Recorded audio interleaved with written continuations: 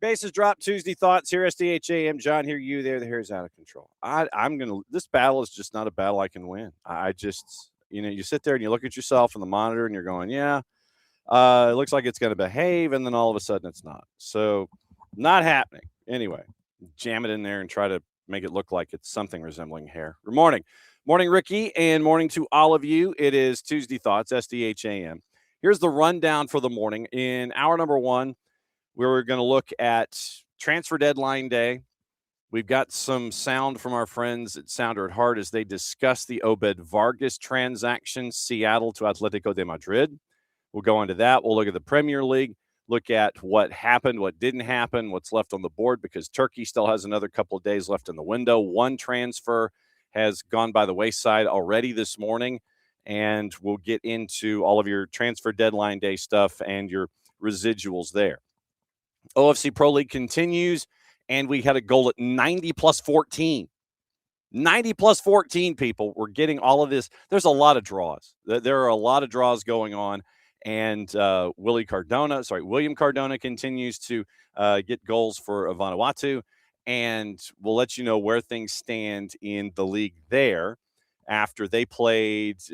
Got my news release at like 3:30 this morning. So another match day in New Guinea has passed, and we'll let you know what's going on there. We'll update you there as well. As always, we're efforting the interviews from there. We're going to try and catch up with Ronan Wynn in short order and some other folks as well. So OFC Pro League continues. Tonight, ConcaChampions starts.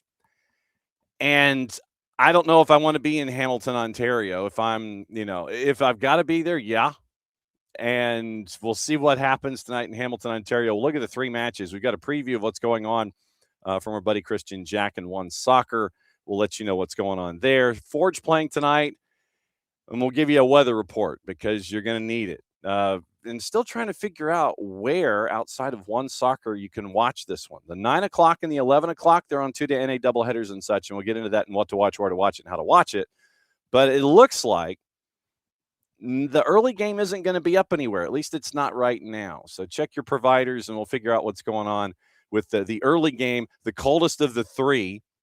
We can't watch here in the continental United States at the moment. But, maybe find a VPN or something, and we'll let you know what's going on there. So it is transfer deadline day. It is OFC Pro. It is ConcaChampions. It is all of the other news of the morning and getting you ready for everything that will gear you up for today. 10 o'clock. This is pretty cool. There is a team in the bottom of the first division in Scotland, Kelty Hearts, and they have been purchased, 80% of it, by a group that is led by Jordan Gardner. And you ask, how is an American and an American group chasing after teams at the bottom of League One in Scotland?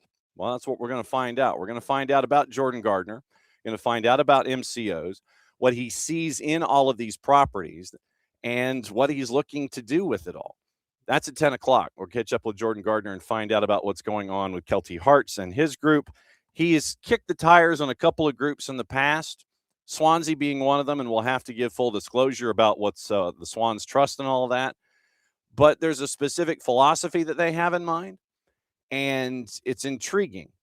So we'll get into that with Jordan Gardner coming up at 10 o'clock, and then we will follow that up with our John Textor updates.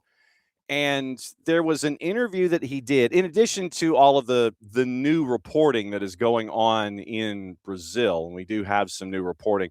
There was an interview that he did late last week when he initially responded to GDA Luma and the capital investment that was going to be made.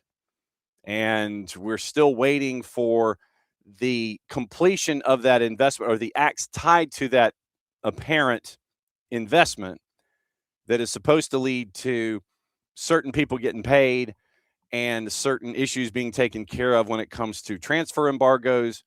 And the tail end of last week, early this week, looks like it's turning into late this week. So we'll go through all of that reporting. And there was an interview that he did for Botafogo TV. We're going to play 2/3 of it, and we're going to walk through it. So from late last week, we'll look at what he said then, compare the notes to what is being said early this week, and see where it stands. So we'll have Jordan Gardner at 10. Then for 10:25 and beyond, we'll give your Textor update with the reporting going on in Brazil. Go back to an interview that he did late last week for Botafogo TV. And I will tell you now that we have to walk through it because it is a 10-minute statement. One question from the host at Botafogo TV, and Textor's off and running. It is a 10-minute monologue, basically, trying to explain the situation. So we'll go through the reporting, go through the most recent reporting first. Then we'll go back to what he said late last week and walk through it to get us full circle where we stand with John Textor and everything going on with Botafogo. And if you have taken a peek at Morning Espresso, either in written form, which you can get through going to soccerdownhere.net, and you can register there. Or if you listen to it, or if you watch Jason this morning, then Jason got into the issue, which is going past the idea of, okay, here's where the financials are. You're talking about issues of trust in multiple countries. And so we'll get into the John Textor update after we catch up with Jordan Gardner. So MCOs and where they stand, two different versions. We'll get into that in the 10 o'clock hour, and that will get you ready for the day. Probably going over 11:05. No real surprise, I know, but that's just kind of how things are standing right now. So that's your rundown. ConcaChampions OFC. It is transfer deadline day in hour number 1 and getting you ready for your day. And then it is Jordan Gardner and his MCO and John Textor and his issues. That is going to be hour number 2 today. The rest of the week, just so you know, we're going to be catching up with our friends from Ball Watchers in St. Louis, probably in hour number 1 because they have real jobs tomorrow. And with Dante Polvara coming in, Joao Klaus heading to LAG, I wanted to get the state of play and really where their offense is going to come from. So we'll ask about that with our friends from Ball Watchers. Dylan Butler joining us at 10 o'clock tomorrow, and that will be your Wednesday. Nino and Nico setting you up for your Thursday in the Power Hour, Around the World in 60 Minutes, and then Friday catching up hopefully with our friends from Beyond Goals Mentoring and our buddy John Arnold set to join us from Texas in God's time zone. Just ask my wife, and that will be on Friday. That's the early returns as we get you ready for the weekend here. Copa Tejas coming up for the Torneo de Tejas, not Copa Tejas, Torneo de Tejas for Atlanta United. That's coming up this weekend. 3 matches starting on the 7th, and then we go from there. All right. Now, it is time for opening kickoff. Brought to us by our friends at Black Pitch Coffee and blackpitchcoffee.com. I've got to find my reader here. Soon enough, I'll be able to find my readers. Opening kickoff brought to you by Black Pitch Coffee, blackpitchcoffee.com. We start your day with the most important stories in the game. The right way to start your morning. Black Pitch Coffee, part of the SDH community, showing up at events all over Atlanta. Try their home blend made with beans from Brazil and Guatemala, heavy-bodied, notes of walnut and semi-sweet chocolate, and a rich world-class finish. Opening kickoff powered by Black Pitch Coffee and blackpitchcoffee.com. Now, announcement came out this morning from LA28, and it has to do with the venues that are attached to the soccer competition. And it was crazy to see it because you end up with 97,000 venues. 97,000 venues that are attached. I mean, yes, but no. You end up with a wide distribution, 7 venues for the Olympic football tournament in 2028. It was announced very, very early this morning. So this is the release from LA28 and kind of routed through the MLS markets that are attached. So LA Olympic ticket draw, now through March 18th. Group stage and knockout matches ultimately leading up to the final stage matches at the Rose Bowl. Gold medal matches on the 28th of July in 2028 for the men's tournament and the 29th for the women's tournament. Selected stadia span the country from east to west. They're adding venues for the Paralympic Games and for LA28. New York, Columbus, Nashville, St. Louis, San Jose, and San Diego. Quote from Shayna Ferguson, Chief of Sport and Games Delivery Officer. Here, I deliver these games to you. Here, I'm presenting you at the games. She's the Chief Delivery Officer, the Games Delivery Officer. Are the games ready to be delivered yet? Yeah, we're getting there. Tell Shannon to get warmed up in the bullpen. The Games Delivery Officer, Chief of Sport and Games Delivery Officer. And so the ticket draw is coming, and it's going to be in multiple venues. LA28 works closely with Soccer United Marketing, MLS's commercial arm, evaluating stadia, and I'm using stadia, not stadiums, because I was raised on 2 years of Latin in high school, to ensure the chosen venues meet the highest international standards, given the geographic footprint. And so the selection process further underscores, this is from the release, selection process further underscores LA28's commitment to delivering an inclusive and memorable games experience in top-tier existing venues. Given geographic footprint, developing a match distribution that allows the competition to move progressively from east to west as teams advance toward final stages, minimizing travel demands. Additionally, to support athlete well-being and allow for increased recovery time between matches, IOC and LA28 are considering an extended competition window for the tournament's prelims taking place prior to the opening ceremony. Schedule, obviously, is going to be announced before the ticket drop in April. Specific, if I could get the word out. Specific team matchups revealed later following further progress in LA28's qualification process and the official tournament draw. And so now you have Dillon Butler Estates is going to be hosting in the New York zone.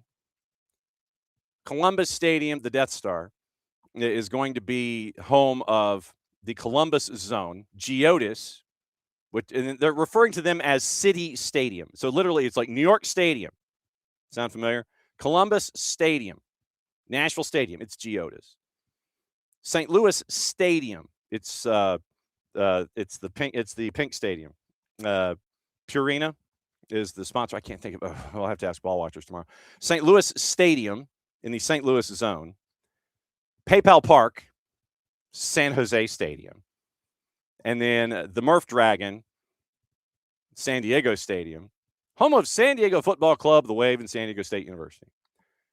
Also, for the first time in Olympic history, more women's teams than men's will be featured. Women's competition expanding to 16, men's tournament adjusting to 12. LA28 becomes the first Olympic Games where all team sports feature at least as many women's teams as men, establishing a new benchmark for elevating women's sports and advancing gender parity in the Games, laying the groundwork for a lasting impact on global sport.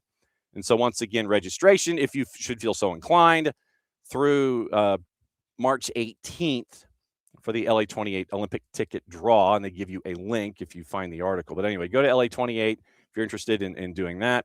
And then LA28, unifying more than 15,000 of the world's great athletes in a celebration of sport, culture, and human potential.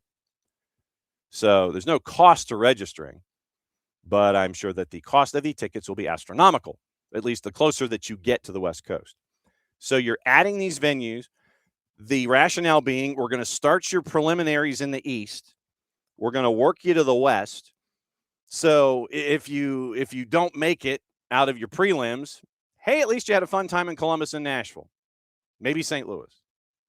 So, yeah, you're going from Dillon Butler Estates and Columbus and Geodis and St. Louis and to PayPal Park and to the Murph Dragon and finishing at the Rose Bowl. So that's what they're doing. They're doing a time zone progressive tournament. And you have until mid-March to register if you are so interested in something that is 26 months away.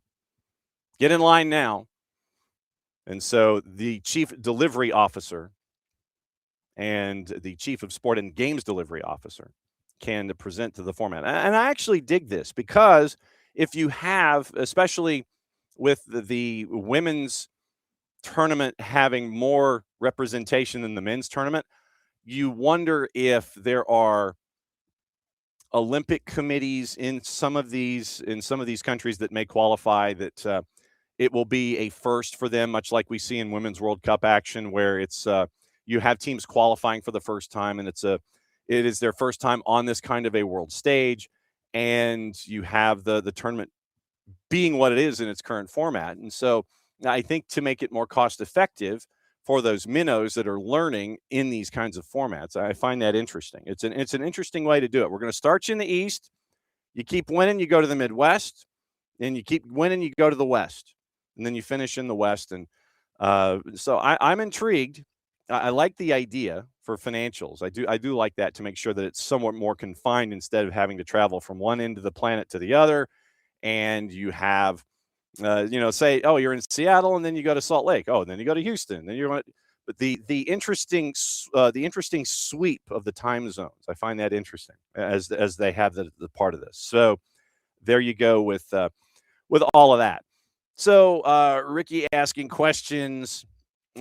Surprised didn't want to just get a collection of soccer-specific stadia closer to LA. I know, and if we were to just think about it, and if we could probably workshop this, Morning Lokeville, if you decided to, so if you added 7 venues and you accepted PayPal Park and you accepted the Murph Dragon as 2 of your 7, so you're looking for 5 more venues. You could probably use Torero in San Diego for prelims.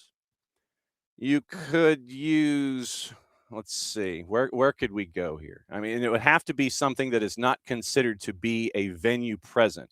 You probably could have used AV Alta in Lancaster, and we know what that is for USL League One, so that gets you down to 4 more venues that you would need. There are probably some high school venues that are soccer stadia, hopefully, that would be not artificial surface, but grass. You could probably go to Fresno and do something up there. I think what you're trying to do is not pin yourself into an attendance figure that would be just a couple thousand.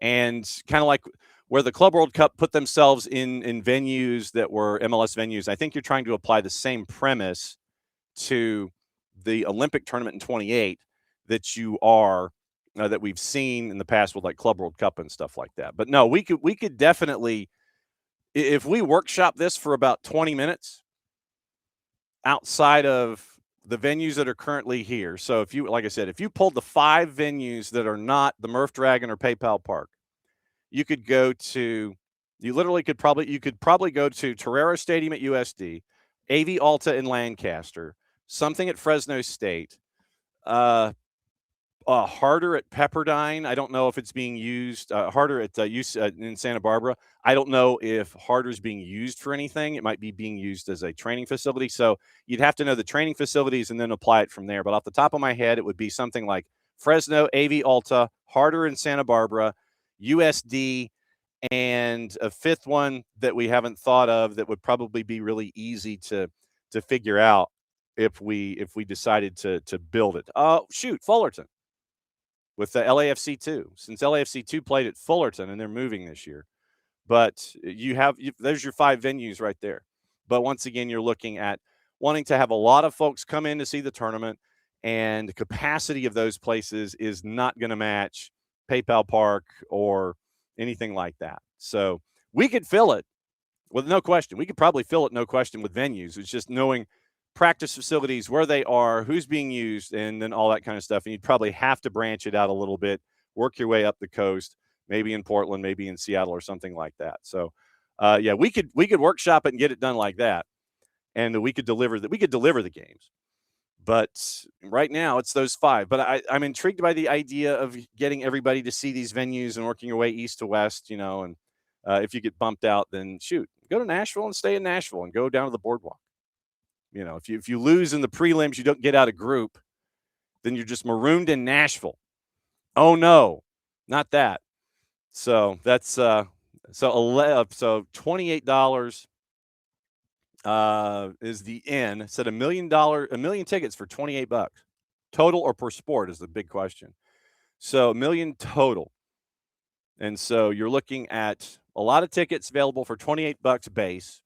And I'm wondering how much of those are the sports like now when I was a lot younger and the games were in Los Angeles, I went with my family and we had tickets to things like field hockey and baseball and all of that. So I'm wondering if those sports, team handball was great. Team handball and field hockey and those kinds of things, those to me would be probably more the $28 tickets than anything else. But it's interesting to see how the games are being delivered, at least from a soccer perspective. And you're looking for big capacities and you're hoping that these venues can have a lot of marquee matchups and all that kind of stuff. So I am intrigued. But I also wonder, Ricky, to your point about just how many of these would be $28 for your get in. And Sac Republic, that's another good one. And Phoenix Rising at 38th and Washington. Although, knowing folks, they'd probably say, put it in the baseball stadium. Put it 38th in Washington. If you had it at Heart Health in Sacramento, that'd be a fantastic venue. That'd be a really cool venue. They'd still outdraw the Oakland A's. But so it's 7 more stadia added. You're traveling east to west in 28, and they wanted to make sure that a lot of different venues got to understand what it's going to be like to host a 5-ring circus come 2028. And this is both for Paralympics and for the regular 5-ring circus. So that's the rundown this morning. And so Geodis. So we'll see what happens at Geodis, the Death Star, Dillon Butler Estates, St. Louis, and PayPal Park, and San Diego, and finishing up at the Rose Bowl. Yeah, Dillon Butler Estates is going to be getting busy in 28. So that's opening kickoff. Brought to us by our friends at Black Pitch Coffee, blackpitchcoffee.com. Starting your day with the most important stories in the game, the right way to start your morning, Black Pitch Coffee, part of the SDH community, showing up at events all over Atlanta. Try their home blend with beans from Brazil and Guatemala, heavy-bodied, notes of walnut and semi-sweet chocolate, rich world-class finish. Opening kickoff powered by Black Pitch Coffee. So yesterday was the end of transfer deadline window. And so our friends at The Athletic, they ranked all 33 Premier League transfers best to worst, or worst to best. They go 33 and they go ascending order. And the N'Golo Kante alleged apparent possible maybe transfer fell by the wayside this morning. They could not agree to terms. And so that is not going to go down. Not happening. So N'Golo Kante is not going to have that transfer happening anytime soon. You still have a couple days if you're going to try and make it happen. Now, Fenerbahce falling through because of a paperwork issue. If you get your paper fixed the next couple of days, maybe you get your fax machine fixed, then maybe N'Golo Kante to Fenerbahce could be resurrected. Don't know. Now, yesterday, and this is through the window. And I'm just going to go through most of them, and we'll see the questions that folks might have through everything. So Fraser Forster to Bournemouth was ranked number 33. Keber La Madrid, Deportivo La Guaira to West Ham is alone at 32. Christos Mondas, Bournemouth, Lazio to Bournemouth, 31. Lorenzo Luca, Napoli to Forest on a loan at 30. Evan Guessond, Villa to Crystal Palace on a loan to the end of the year at 29. Jocelyn Tabi, Maccabi Netanya to Sunderland, 4.5 years. An Ivorian winger ranked at 28. Melker Elborg to Sunderland, 27 for $3 million for 3.5. Adam Armstrong, this was one that they had to wait on late in the window because they were trying to figure out Jurgen Strand-Larsen and his future. And so Wolves pick up Adam Armstrong from Southampton at 26. Allison Gremio to Villa at 25. Sousa Santos to Spurs at 24. Jurgen Strand-Larsen ranked only 10th from the bottom when it comes to transfers from the Premier League. So 43 plus 5, 4.5-year deal. Jurgen Strand-Larsen, Wanderers to Crystal Palace. And I'm guessing what you were thinking was that you were going to be able to move Jean-Philippe Mateta. And then when that fell through, you're just kind of like, blanket, and you're just going to try and figure out, okay, is there a way that we can make him fit? But Mateta's not happy. And for whatever reason, the physical, the uber physical that was given to him made the folks in Serie A a little queasy. And so they're like, nah, we're not going to do this. And so now Crystal Palace had to spend 48 to bring in Larson, and you're not getting the 25 to 30 that you would have gotten from Mateta. So 4.5 years. He's only scored one goal, meaning Strand Larson only scored one goal in the Premier League this year. All of his others have been in cup competition. And so you're dropping 43 plus 5 on him. And I'm wondering if there's a relegation component to this, where when Wolves get relegated, you've got 9 matches to find that out, really. Then what happens there? Does Strand Larson end up with a relegation clause and an easy out? That's the big question. So Brennan Johnson to Palace for another 35. And so you get Palace still active. Kaifuro Bruges to Brentford. Axel Disasi on a loan to West Ham at 20. Buonanotte to Leeds at 19. Adama Traore to West Ham at 18. Tammy Abraham at 17. Besiktas, instant results there with Villa. 4.5-year deal at 18.1. Tyreek George, Chelsea to Everton at 16. Nilson Angulo to Sunderland at 15. 17.5 million pounds there. Luca Netz to Nottingham Forest at 14. James Ward-Prowse to Burnley. West Ham wasn't using him. West Ham was not using James Ward-Prowse in the slightest. And so you end up with James Ward-Prowse on the block, easy pickup, Burnley loan into the year. Nuno, and there really wasn't any word as to why James Ward-Prowse was sitting. No real, and I guess if you don't have set pieces, you don't need James Ward-Prowse.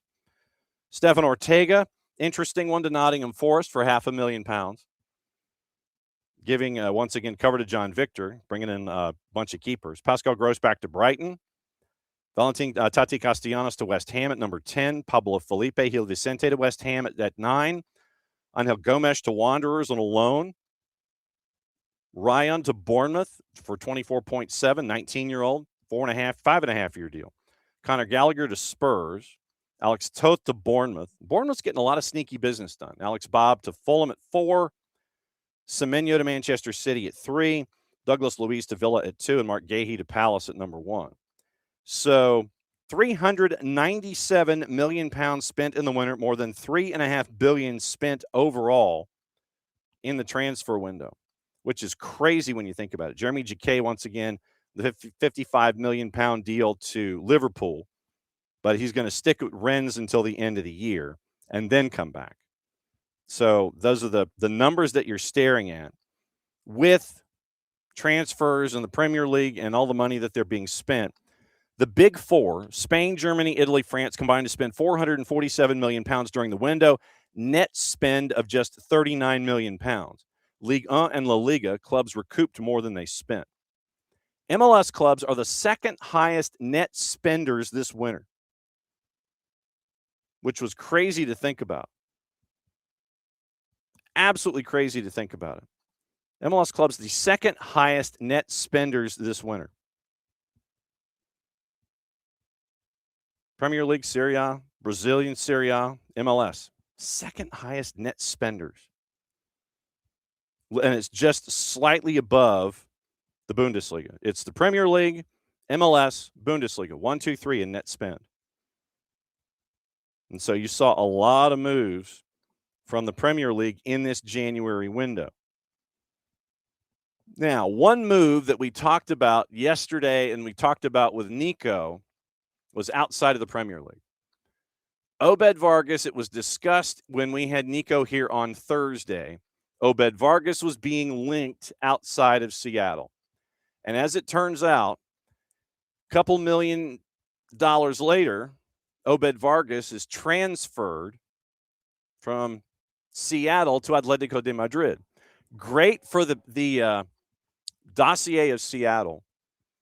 And the discussion that we got into last night with Jarrett and I, and those of you that were watching on SOT, was the notion that you hope it doesn't turn into a Johnny Cardoso, at least at the beginning, not where Johnny is right now.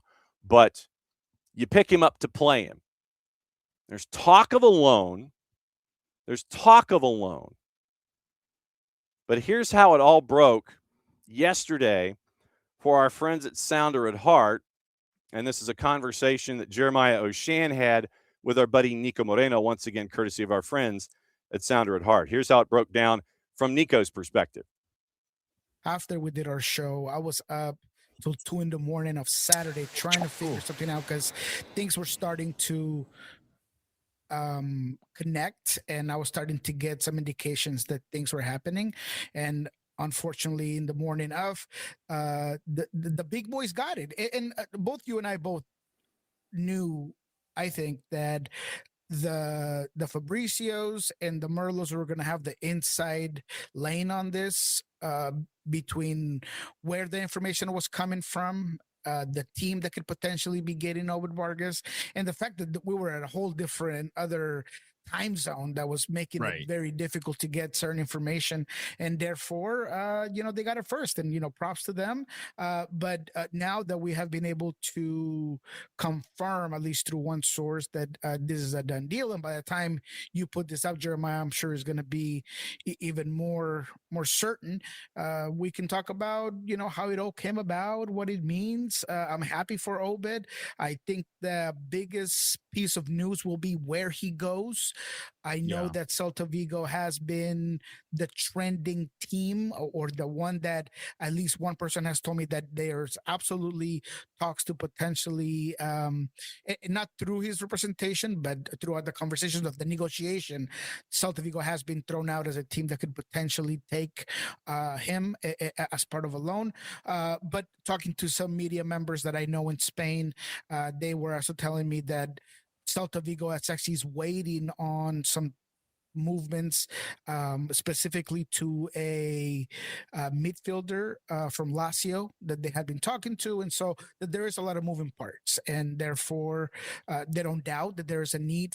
And it would be great to have a guy like Obed Vargas be loaned to Celta Vigo, but that there's nothing confirmed just yet. So where he goes, how much time he plays, how his adaptation process goes. I will tell you this, Jeremiah, that at the very least in the marketing department, it has been beneficial for him when he comes to his ultimate goal of making the Mexican national team roster, because it's been everywhere. People are saying, well, now that he's in, now that Atletico Madrid has pointed him out as a talent, now all of a sudden he has to be part of the national team.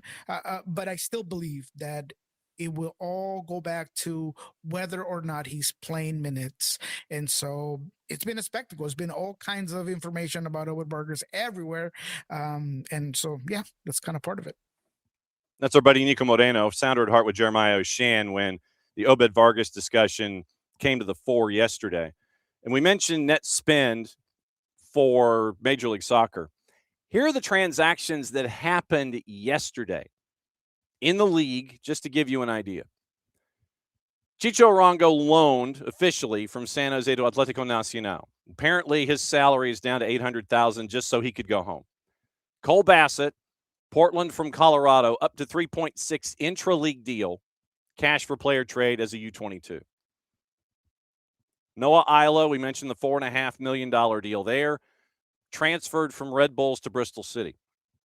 During the show yesterday, we mentioned Martin Paz being transferred from Dallas to Ajax. Jack Panayotu goes from the Revs, loaned out to Loudoun United. Van Parker is a homegrown, signs with RSL. Jason Russell-Rowe, we mentioned this transfer yesterday, going from Columbus to Toulouse. And then we mentioned the follow-up to that, Jamal Thierry, going from Atlanta to Columbus. Jorge Ruvalcaba, that one was finalized yesterday. Transfer from Pumas to Red Bull. He's also going to be a DP for Red Bulls. Jonathan Sirois goes from Dallas to Dallas from CF Montreal. Martin Paz, once again, his leaving creates a vacancy, filled by Jonathan Sirois, up to $350,000 in GAM in a trade. And then the others, in addition to Jamal and Obed Vargas, Sidney Watuta from MLS Next Pro signs with the Colorado Rapids. So that literally, that's all that happened yesterday. 3, 6, 9, 12 different moves involving Major League Soccer franchises yesterday in the end of the window for Europe. And once again, you still got another 2 months for everything involving any kind of MLS move, getting you ready for everything in March. And so obviously we'll keep an eye on all of that as we go forward. So a lot of different moves yesterday, and the window to close it. Let me get the numbers here really quickly. Let me see if the numbers changed. Completed deals in the men's transfer window, 574. Guardian pieced this together. 574 deals completed so far. Now, once again, remember, Turkey and South America, they've still got a couple of extra days left here for their window. 1.1 billion pounds in total value. 574 deals. And a lot of these were loan deals this time. A lot of loan deals. 1.1 billion pounds in total value in transfers. Today, you've had another couple work their way through. Yesterday, late, Rodrigo Mendoza to Atletico de Madrid. The U21 midfielder signs a 5.5-year deal. Disasi went through on loan. Angel Gomes on loan. Adam Armstrong, 7 million pounds to Wolves. That was cash. Kyle Larin to Southampton. Kyle Larin back in the news. Mallorca to Southampton. Struggled, had 8 appearances at Feyenoord, did not score. And so Mallorca was like, okay, go to Southampton. Tyreek George, loan. You end up with Jeremy Jacquet, another big cash deal, 60 million pounds, 55 plus 5, but he's staying at Rennes, remember, till the end of the year. You have, James Wilson going from Hearts to Spurs, the 18-year-old, 8 goals and 45 appearances, ends up going to Spurs. That's going to be a sneaky pickup for them. Obed Vargas, the numbers listed at 2.6 million pounds, according to The Guardian. Keep an eye on that. Like I said, my biggest thing where Obed Vargas is concerned, don't be early Johnny Cardoso. Right now, Johnny Cardoso is getting minutes, and he's performing for Diego Simeone. I just don't want him to sit on the bench. To the point that was made by Nico and Jeremiah, if he's getting loaned out to Celta de Vigo, okay, great, fine, cool. But you want someone like Obed Vargas, who's been invested by that point, to have some kind of instant dividend from an MLS perspective at Atletico de Madrid. We will see. We'll see if he gets flipped to Celta de Vigo on loan for the rest of the year. And I'm staring. I'd love to know how many loans versus actually how many cash deals. Alan St. Maximin, Club America to Lens. This one was sad and disturbing. Departs after an act of racism against his daughters. St. Maximin is like, you can say whatever you want to say to me, but when you include my daughters in this, then I'm out. And literally it was over racist abuse of his children. From the BBC, posted about his family being targeted. Writing on Instagram, I'm being attacked, not a problem. I grew up, I learned to fight against attacks, but there's one thing I will never tolerate is my kids being picked on. Protecting his children was his priority, and that he would fight to make sure they're respected and loved regardless of their background or the color of their skin. Hate and discrimination has no place in our society. St. Maximin also played for Al Ahly and Fenerbahce since leaving St. James Park in 23. Club America coach Andre Jardine described St. Maximin as a fantastic player with the ability to play in any league in the world. Wish him all the best. I love how keyboard warriors want to sit there and go chasing after a player and sitting there and thinking that by chasing after their children, I'll show this guy. You once again reinforce keyboard warrior just how, what's the word I'm looking for? Small you actually are. So Alan St. Maximin, that was another one of the deals yesterday. And Club America was like, yep, cool. We're with you. We get it. And so he ends up at Lens. Let's see. Trying to see if there are any others. Mamadou Sarr to Chelsea, once again within the chain, goes from Strasbourg to Chelsea. And I'm trying to see if there was anything else that happened yesterday. Chelsea to Strasbourg, David Datro Fofana on the Chelsea to Strasbourg Express. Calvin Phillips loaned to Sheffield United. He'd only played like 7 minutes for Manchester City in all comps this year. So getting him loaned out. Aaron Anselmino being recalled from a loan at Dortmund early, pissed off Dortmund. And so loan swap deal. called back from Dortmund, back to Chelsea, loaned to Strasbourg. Yeah, that would piss me off too. Like I said, I'm looking for just the headliners that happened yesterday. Samuel Illing Jr. from Villa to Pisa on loan. Strand Larson, 43 plus 5. We mentioned that one. Getting close. Ismail Kone, Marseille to Sassuolo for 11.2 million pounds. And Ademola Lookman for 30.3 from Atalanta to Atleti at forward. And you see, there were a lot of transfers. There were a lot of transfers yesterday around Europe. And Jason Russell-Rowe is the number that has been given by the Guardians, 1.8 million pounds. He wanted to go to Europe, and Jason Russell-Rowe is quoted as saying it's the best day of his life, going from Crewe to Toulouse. And obviously, we'll be keeping an eye on him there. As I sit here and scan and figure out if there's any that I might have, in fact, missed. I know we talked about a lot of them on Soccer Over There last night, and I think we're in a safe place. We are. So that's your deadline day deals. 1.1 billion pounds total, 574 transactions in the window. So before we get into ConcaChampions, let me say hi to everybody and let's see who's in. Morning, Ricky. Morning, Pars. Morning, Abby. And let's see. Morning, Lokeville. Yeah, I know. Nice we have sound. Yeah, yesterday, for those of you that might have joined late, if you joined early, you heard me yammering on a mute button. At least today I remembered to look, thinking that the default is always that the mic is going to be on. No, the default is that the microphone is off. The more you know. Morning, Lokeville. Let's see. So, Ricky, looks like Tuna NA and Veeks for Forge and Tigris. Absolutely cool. Good. Morning, David. And morning to all the rest of you who are hanging out with us this morning. Okay. ConcaChampions starts tonight. And that's why we were mentioning what in the wide world of sports is going on there with 3 matchups tonight. And you're going to end up next week with the 5 other matchups. 3 tonight, 2 tomorrow. And then the other side of the bracket kicks in after that. The early matchup, we focus on this one because of Mother Nature. Mother Nature is going to sit there and wag her finger at anyone and everyone that is going to be anywhere close to Hamilton Stadium, Hamilton, Ontario. It's Tim Hortons or whomever it used to be Ivor Wynn, then it was Tim Hortons. For purposes of the tournament, it's Hamilton Stadium. So just how cold is it going to be, you ask? And this is where we catch up with our friend Christian Jack up at One Soccer, and he breaks it down for us.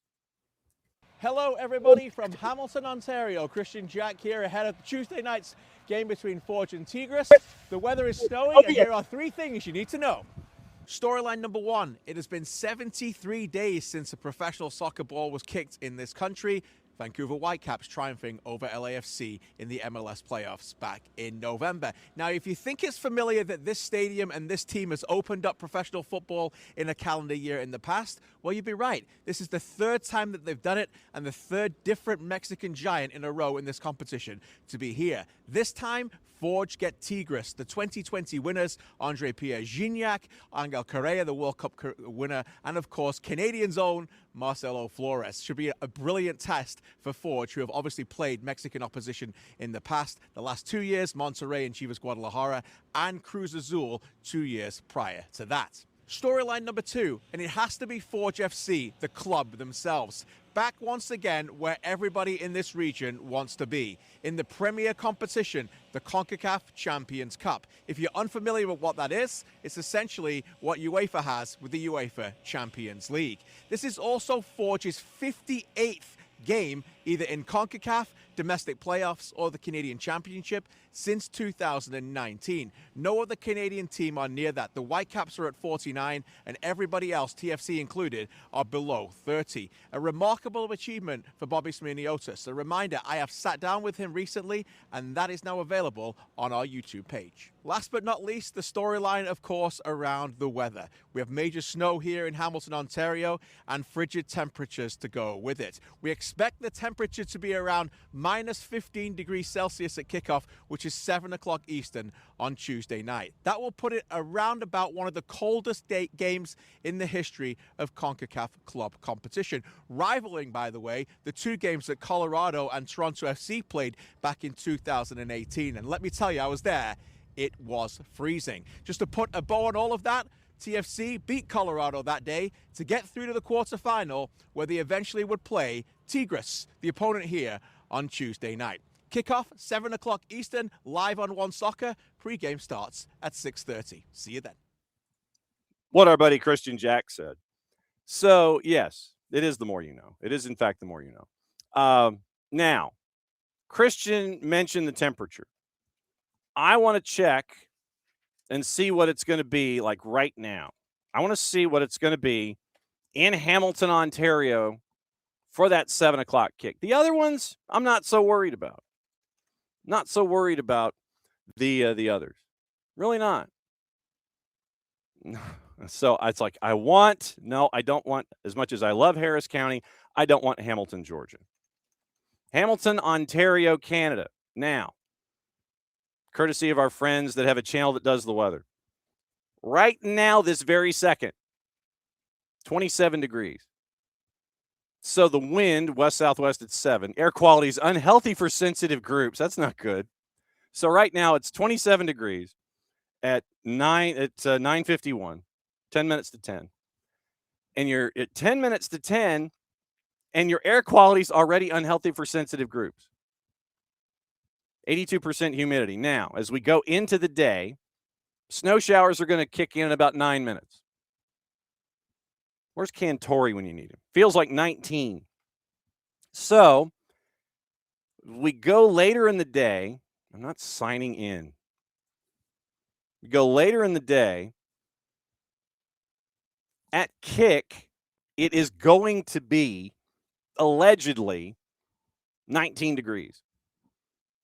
Now, remember, we were talking about in the Extras Classe over the last couple of days, and over the weekend on Sunday, they were playing in 12-degree weather. 19 degrees in Hamilton, that's going to be at 7 o'clock. By the time the match finishes, it'll be 17 degrees. So 19 degrees at kick. Your wind chill, your UV index, 0 of 11. Well, of course, the sun's not out.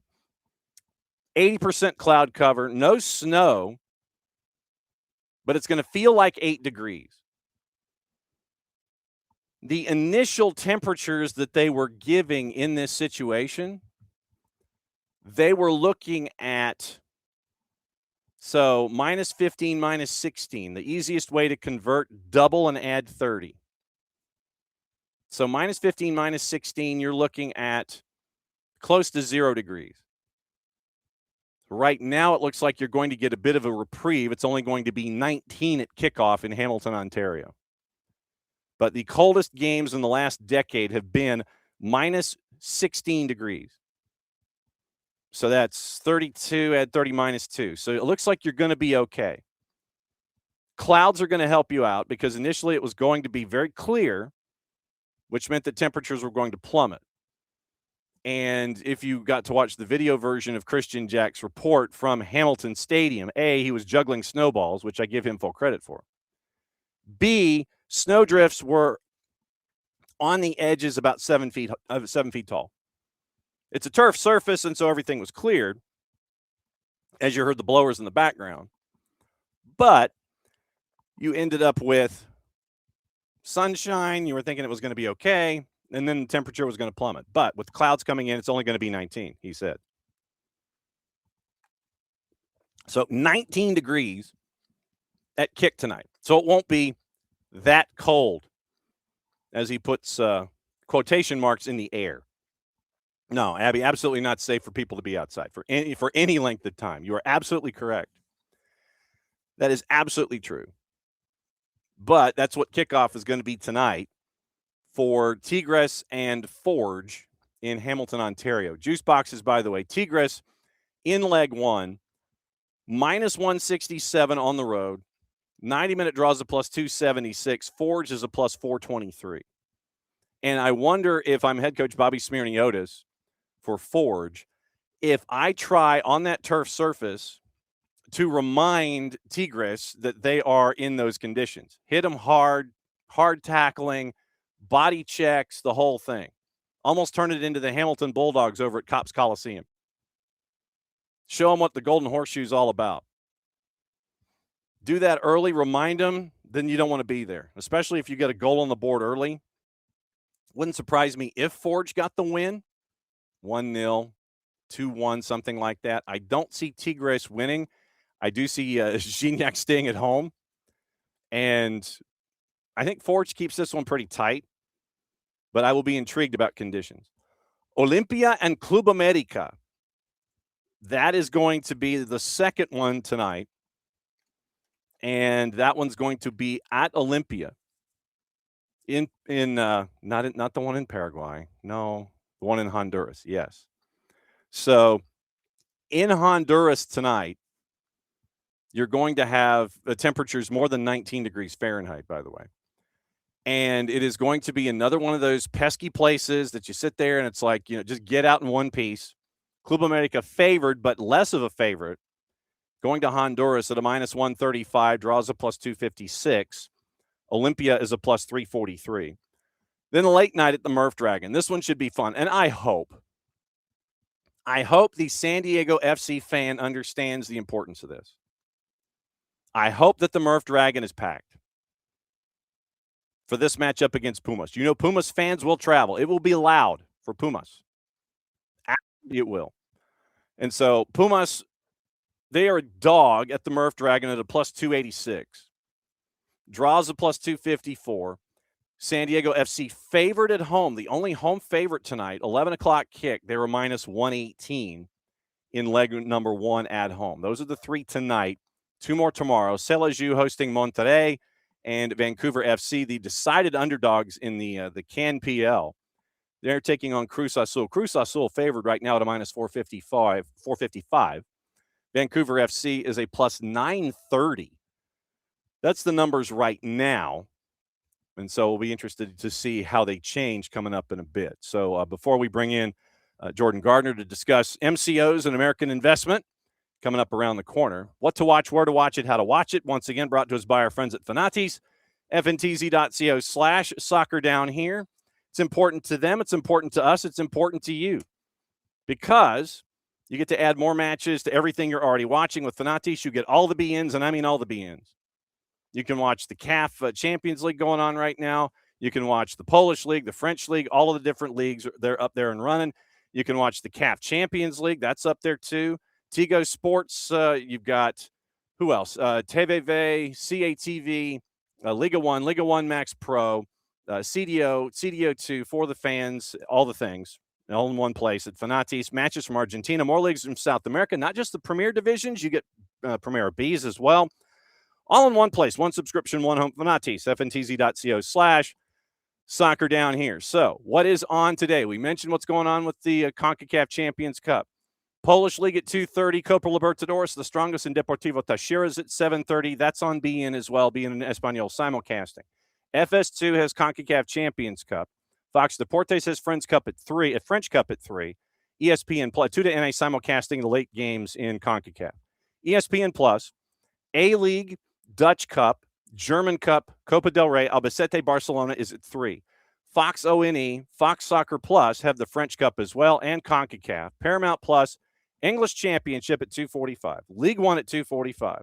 Walsall, remember our friends at Nofo on the front of the jersey, 2:45 League Two. Serie A 2:45, English Cup at 3. With Arsenal and Chelsea, St. Mirren and Hearts is at 3. Scottish Premiership. So there's a lot going on. Once again, brought to us by our friends at Fanatis, fntz.co/ he said, soccer down here. Now, time to check in on what is going on at Hearts Football LLC. And for this, we bring in Jordan Gardner to find out what is exactly going on at Hearts Football LLC. Mr. Gardner, thanks for dropping by this morning. Yeah, of course. Thanks for having me. I want to go back to the beginning of all the stories and things like that. And the most recent news that was there goes with Kelty Hearts.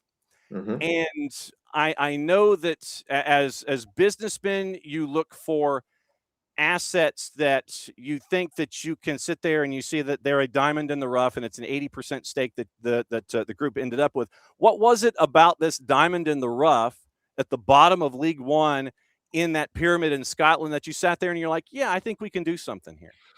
Yeah, I mean, I think, I do a lot of consulting in the global football soccer world, and I had done several deals in Scotland, Scottish Championship, Scottish Premiership, and I really liked the model in and around a lot of the clubs in Scotland. It was very reminiscent of deals and clubs I looked at in England, which obviously has become quite for a lot of Americans.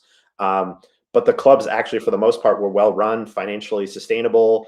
Obviously, it's a much smaller country and a much smaller league than England, but it had the same characteristics. And so I decided, hey, you know what? I want to put a group together and buy a club. And I started to think about what is a financial model that works from an investment perspective. Like, I love soccer. I've been involved in big clubs, small clubs in many different countries. And most of the models, they don't work. They're heavy loss makers. You're chasing promotions. You're chasing selling players. I mean, this is a problem a bit to a certain extent in the United States as well. We're hoping the World Cup comes and magically all these clubs are worth 5 times what we paid for them. So I looked at some of the smaller clubs, League One, League Two, down the pyramid, and many of these clubs were either break even financially or profitable. And whether that was because they made runs in the Scottish Cup or because their cost basis was quite low, a lot of them were part-time. It felt like some of these clubs, and for me personally, I had built companies. I have a background in technology. Like, the idea of building a football club from scratch without the existing liabilities you see at many clubs was really interesting. There are a lot of clubs out there you can buy that are, quote, distressed, that maybe have a large fan base and a great history. And I don't fault anyone for doing that, but you're inheriting millions and millions of dollars in liabilities and players on long-term contracts and issues with your stadium. This club had none of that.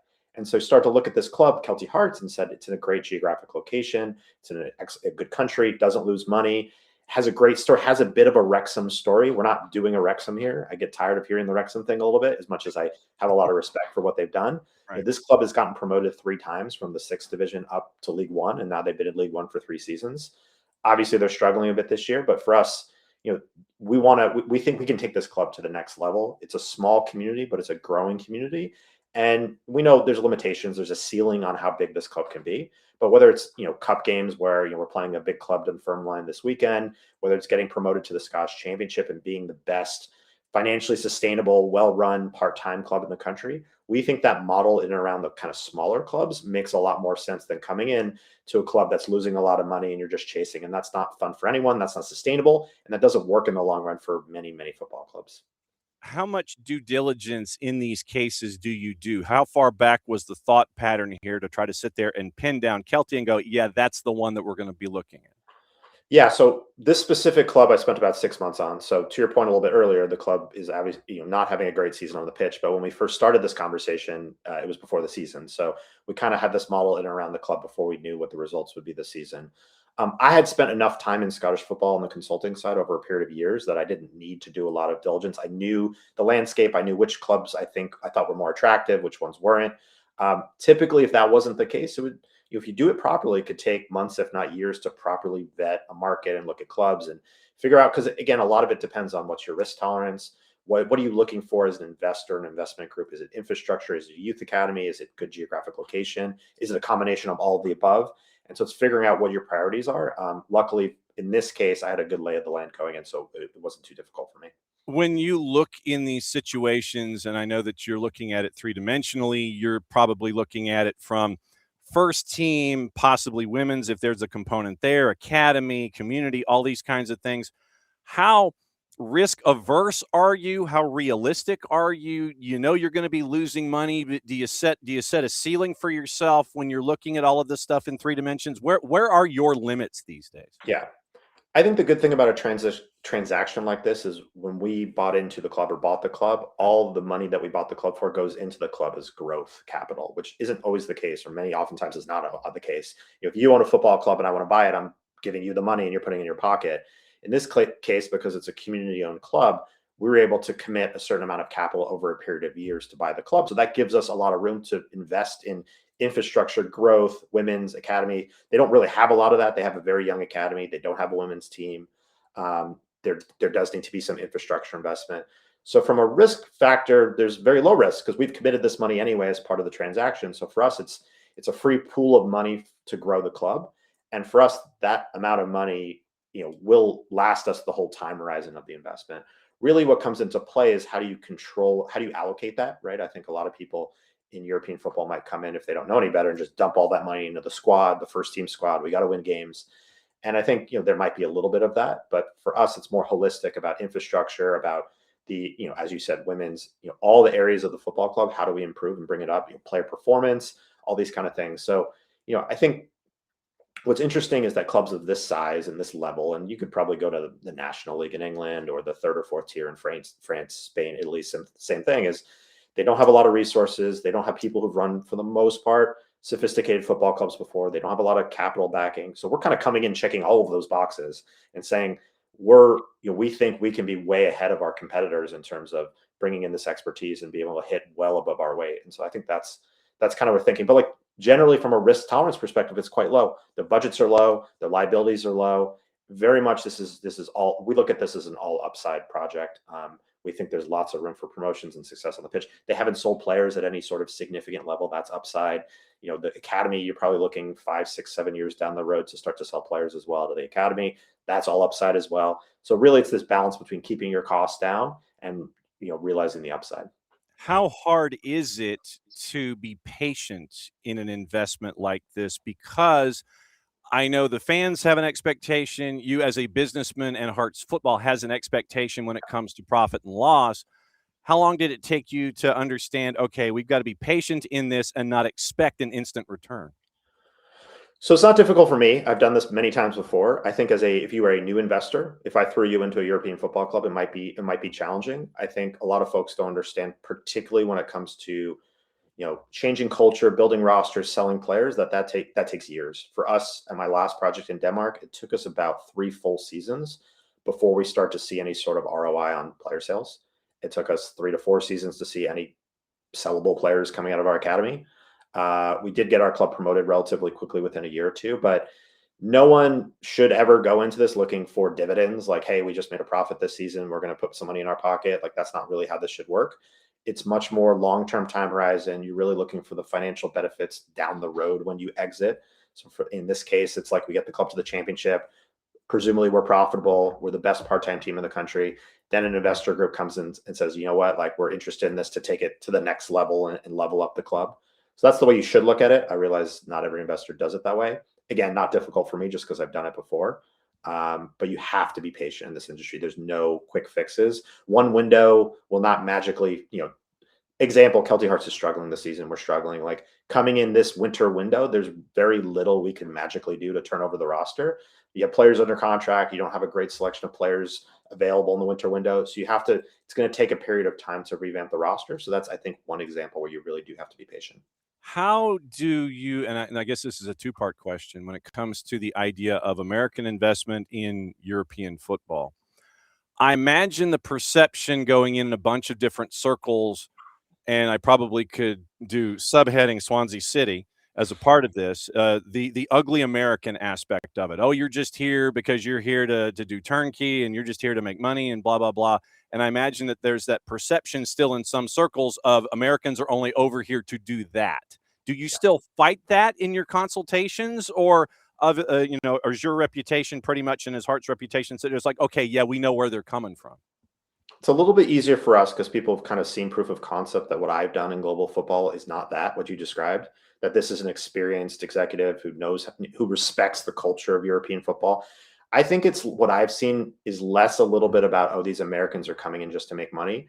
More of these Americans are coming in and they don't know what they're doing, or they're not respectful of the culture, or they just they're running like with a chicken with their head cut off. And I mean, I understand that there are American groups, no offense to them out there, that do that.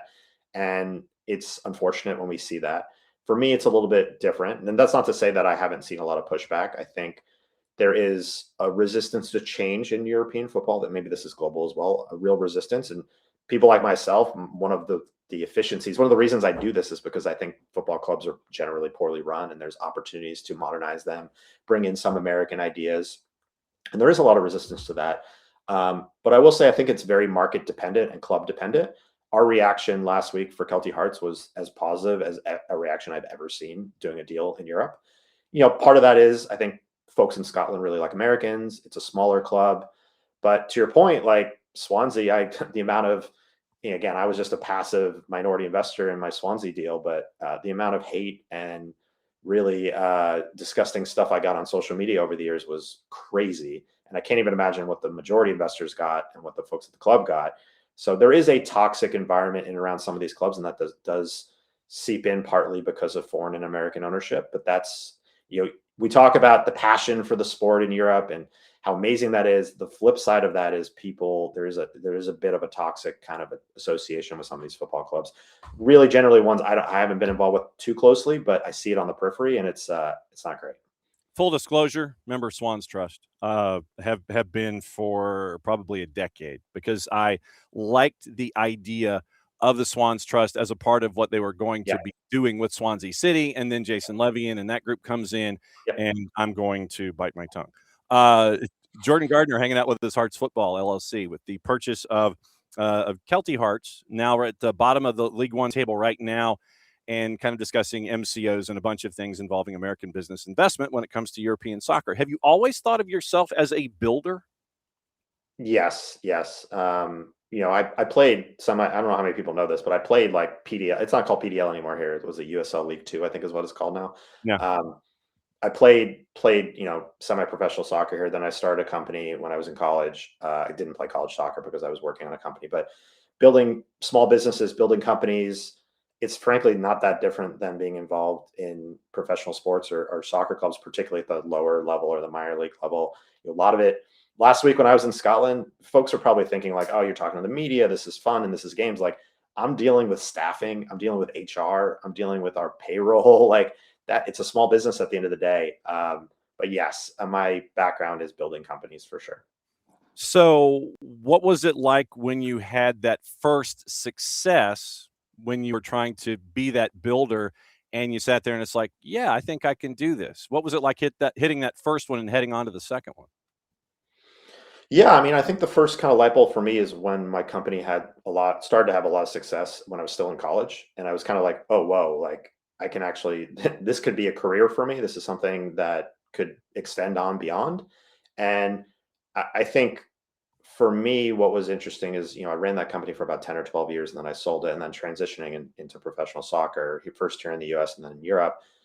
Kind of what's interesting what I realized in sports is like, you have wins and losses. In Europe, you have promotions and relegations. Like in the business world, it's like, if you do well, if you make money, you did well, obviously. In sports, that's a piece of it, obviously. But when we got promoted, for instance, of our club in Denmark, there was no greater feeling I've ever had in my life, where it's just like the world is telling you did a really good job, right? Obviously, a relegation does the opposite, but everything you did off the field, on the field, everything tells you, yes, you won the league and you got promoted to the next level, and now you're going to make more money and you did a great job. And to a certain extent, that exists in the business world, but doesn't exist in the business world. So it's a really interesting environment where it's different and similar in some ways, but yeah, it's kind of been very organic for me, one project to the next. They've all had similarities and different challenges. And obviously the international piece is the thing that I'm most interested / challenging the most, in terms of, running a soccer club in Kansas City, Missouri, and running a soccer club in Denmark or Scotland or France. Like, in some ways they're very similar, in other ways they are drastically different. And I think that's something, to the point of a lot of Americans I work with, is like helping them understand, like, hey, you've built a company, you've been successful. Maybe you've been successful in the NFL or the NBA or MLS or USL. Like, it's a totally different ballgame over in Europe and a completely different model. And that's something that takes time for people to learn. So when you are right now currently David Dworkin, who is part of the Sacramento Kings ownership group, and he's tied to Rochester, New York FC. When you're trying to bring folks in under the tent with your ideas, what are those conversations like? Was it easy bringing in someone like Mr. Dworkin? Is it more difficult with others to have them understand what you're trying to do? What are those conversations like? Most of the conversations are pretty easy because they're folks that I know and I trust closely. So, the goal for me, I don't want to bring in random folks off the street. Sure, that's great. Everyone needs money when they're trying to raise a fund or raise a group to buy a club. But for me, it's about folks I know, folks I trust, who are philosophically aligned, many of whom have gone down this rodeo before in some form. So obviously David's done this in minor league soccer and has expertise from the NBA. We have a guy, Shashi Vaswani, who owns Laredo Heat, which is in I think they're PDL, MPSL. He's done it for 20 years, has maybe the best small stadium, I think, in the US that no one's talking about. We have a bunch of folks that have done, I think we have some folks that also own a PDL team, folks that know exactly on a day-to-day basis what we're working through. So when I have a board meeting or when I need to go to my investor group and say, hey guys, this is what I'm going through, we can collectively figure out a way to move forward and work with me to help have success in the project. So it's not difficult conversations at all. These are people all I like on a personal level. David's coming out this weekend to Scotland with one of our other board members, so we'll be spending time together. So I think sometimes what I've seen is there is a push to just figure out how do we just grab money if we're putting this together, right? How do we figure out how to raise capital? And again, don't get me wrong, it's important to raise capital, because otherwise, in many cases, you can't get these deals done. But if you don't do it with people who are aligned with you or do it for the wrong reasons, that can create some serious governance issues. And if you don't have alignment at the top of your organization, we see this across professional sports. If your ownership, if your minority guys and majority guys are fighting with each other and there's not alignment and there's not a cohesive strategy at the board level, that trickles down to the rest of the organization and you're going to have a lot of trouble having success. So that's my philosophy, just bringing in philosophically aligned people into my inner circle. Yeah, and Laredo, I think the stadium is like 4,000 in League Two, and good luck finding a seat in that place when Laredo is really humming. When you are looking at clubs in general, I mean, do you have a specific geographic footprint that you want to sit there and go, yeah, I want to look at Eastern Europe, I want to look at Western Europe, I want to look at Scandinavia, I want to look here, I want to look here? Or is it just stuff that comes up organically where, yeah, okay, I see where this could be, beneficial to me and our growth of an MCO or something like that? Do you have a specific footprint that you look at first and then branch out from there? Or is it just stuff that you go through in observations and go, yeah, I think that could work? Yeah, I think some of it's organic. I mean, obviously things come up and I see trends. I see where are people investing, where are opportunities, where does the financial model work, and where do I think it doesn't work?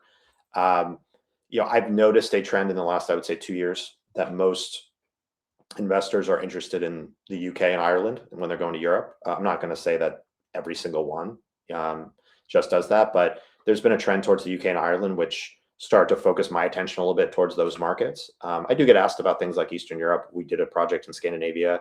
They all have their pros and cons. But for me, I think this really happened, like Scotland happened organically. I just started looking at P&Ls of clubs when I was doing consulting work, and I was like, didn't realize this market makes more sense to me than I thought it did. So it depends on the investor and depends on the group. Like I do get people that call me, say, hey, I want to buy a club in Poland. And then I give them my 2 cents on the pros and cons. There are places I like more than others. Places are more challenging to do business than others. I think one of the reasons I chose Scotland this time is that easier to do business. Language wasn't an issue, much less cultural differences. I mean, when we were in Scandinavia, it was much more difficult. Obviously, language wasn't as much of an issue because everyone spoke English in Denmark. But if you go to Eastern Europe, if you go to Spain, Italy, France, the ease of doing business, it just becomes very difficult to do business in these places. And so it just depends on what the philosophy is and the risk profile. I'm very much not the kind of person who is just like, hey, a deal just popped up, that looks interesting, because these deals float, whether it's brokers or agents. There's always deals popping up and they look attractive, and then you dig in behind the curtain and the financial model doesn't work or whatnot. So to answer your question, a little bit more opportunistic, but there's certainly markets where I would not spend a lot of time in, for sure. Okay, so let me go back to that in a second. Are you the kind of investor that zigs when everybody else zags, or do you sit there and understand where the wave is going and you'll be a part of it, but you're not going to look at it from top shelf? You're going to look at like second shelf and maybe second division, third division kind of a thing. Are you a zigger or you go with the flow? I mean, generally, what's the comment when the stock market, when everyone's selling, you should be buying, and vice versa? I mean, generally, that is my philosophy. I think it's hard you have to align that with risk tolerance, right? Like there's markets out there that I think are amazing. Japan is one of them. Mexico is one of them. I don't have the high enough risk tolerance right now to go and be a first mover in some of those markets. So when I look at it, I'm like, okay, maybe I'll go into a Scotland, which is definitely not being a first mover. There's a lot of American investment there, but maybe I'll just take a different take on it, which is going to a much smaller club with an entirely different thesis around it, which is a little bit of a zagging when everyone, zigzagging.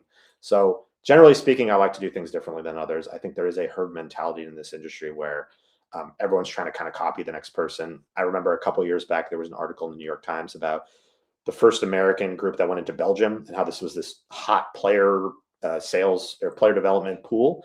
And then within like a year, 8 other groups of Americans came into Belgium, presumably because they read the article in the New York Times.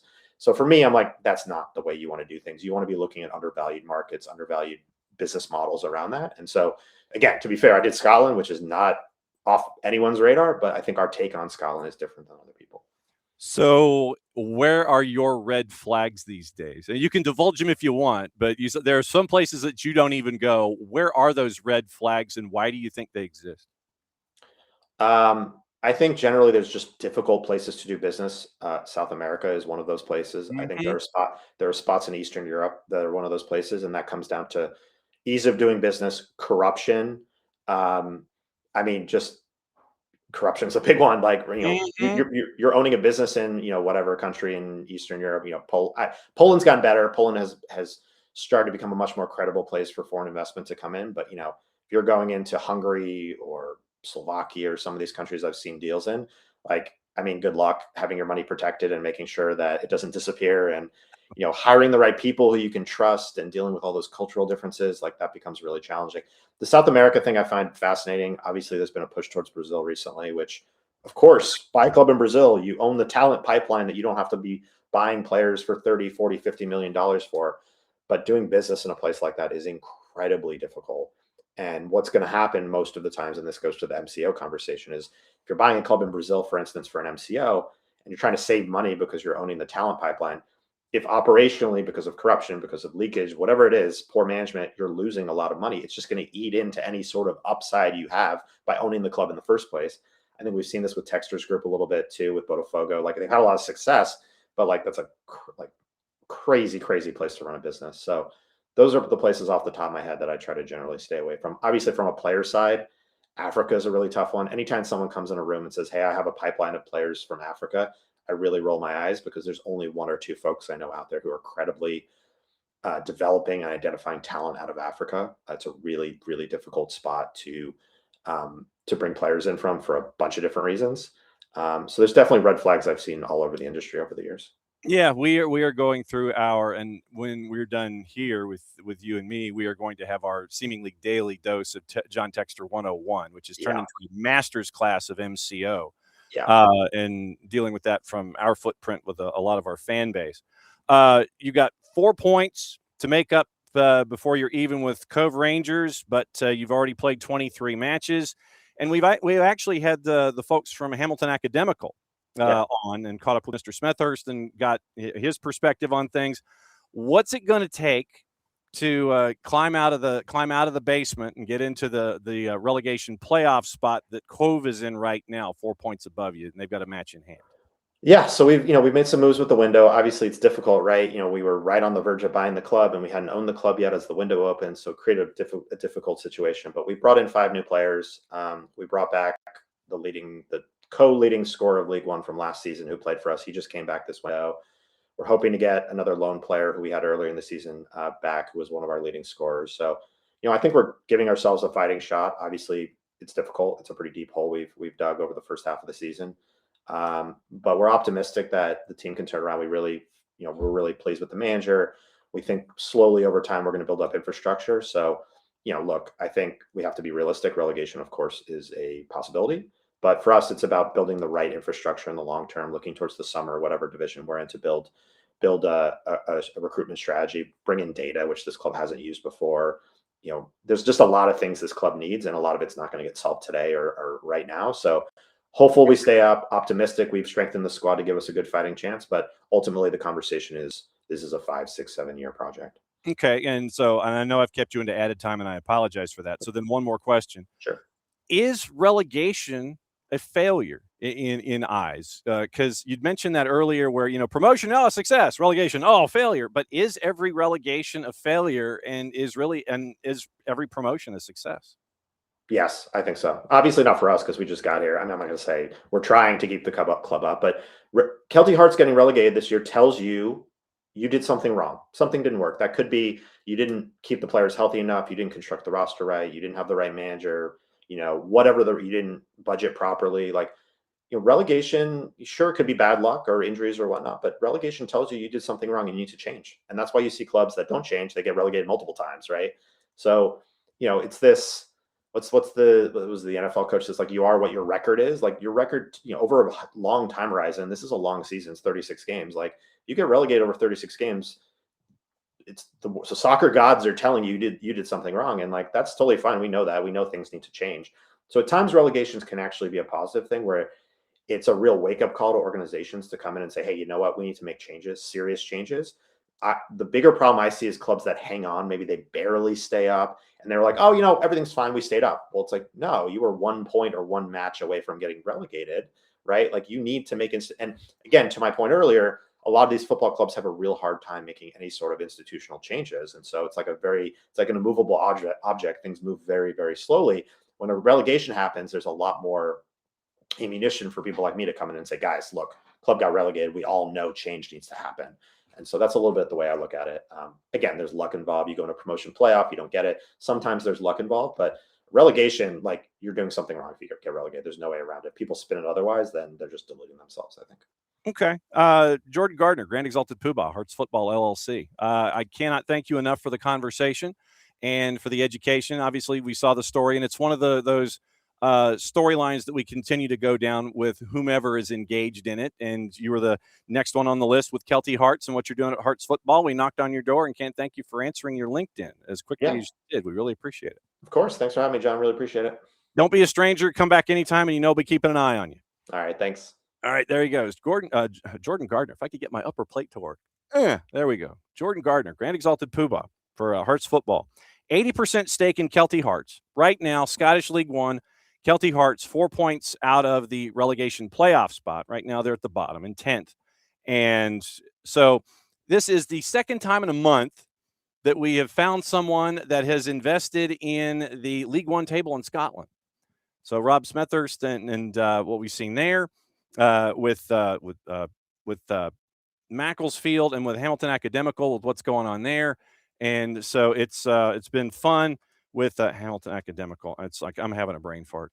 Who was it that currently is with the Haverford West and Morley Sports Management that is a part of everything, and that's MSM and Rob Edwards. So it's Rob Edwards with Hamilton, and now it is Jordan Gardner with Kelty Hearts. So very, very cool stuff there and breaking all that down. So there was a lot to get into, and like I said, I apologize. There was a bunch of different topics to get into, and you're trying to cram it into a 20-minute thing.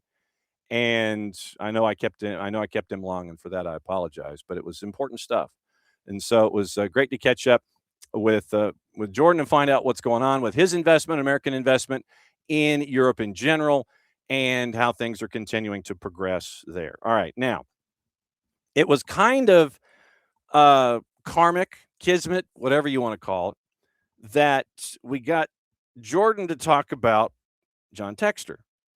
And it was interesting to hear his rundown of the do's and don'ts and all of that stuff when it comes to what you're trying to do and how you're trying to invest and all those kinds of things. And so it was interesting to hear him drop that name as a part of our discussion and our rundown. So here's your John Textor 101, your update, your daily dose, sadly, of John Textor and what is going on with that particular investment, trials, tribulations, non-payments, all that. Now, and I did mention earlier in the show, late last week, he did a sit down with the video arm of Botafogo, and it literally was a 15-minute interview. It was 2 questions. This is the answer of the first question that we will play eventually once we update you on everything that's going on. And we're gonna kind of work backward a little bit to get us caught up. So we're gonna go with the most recent news. Then we're gonna kind of work backward. Go to this interview. Like I said, it's about a 10-minute interview.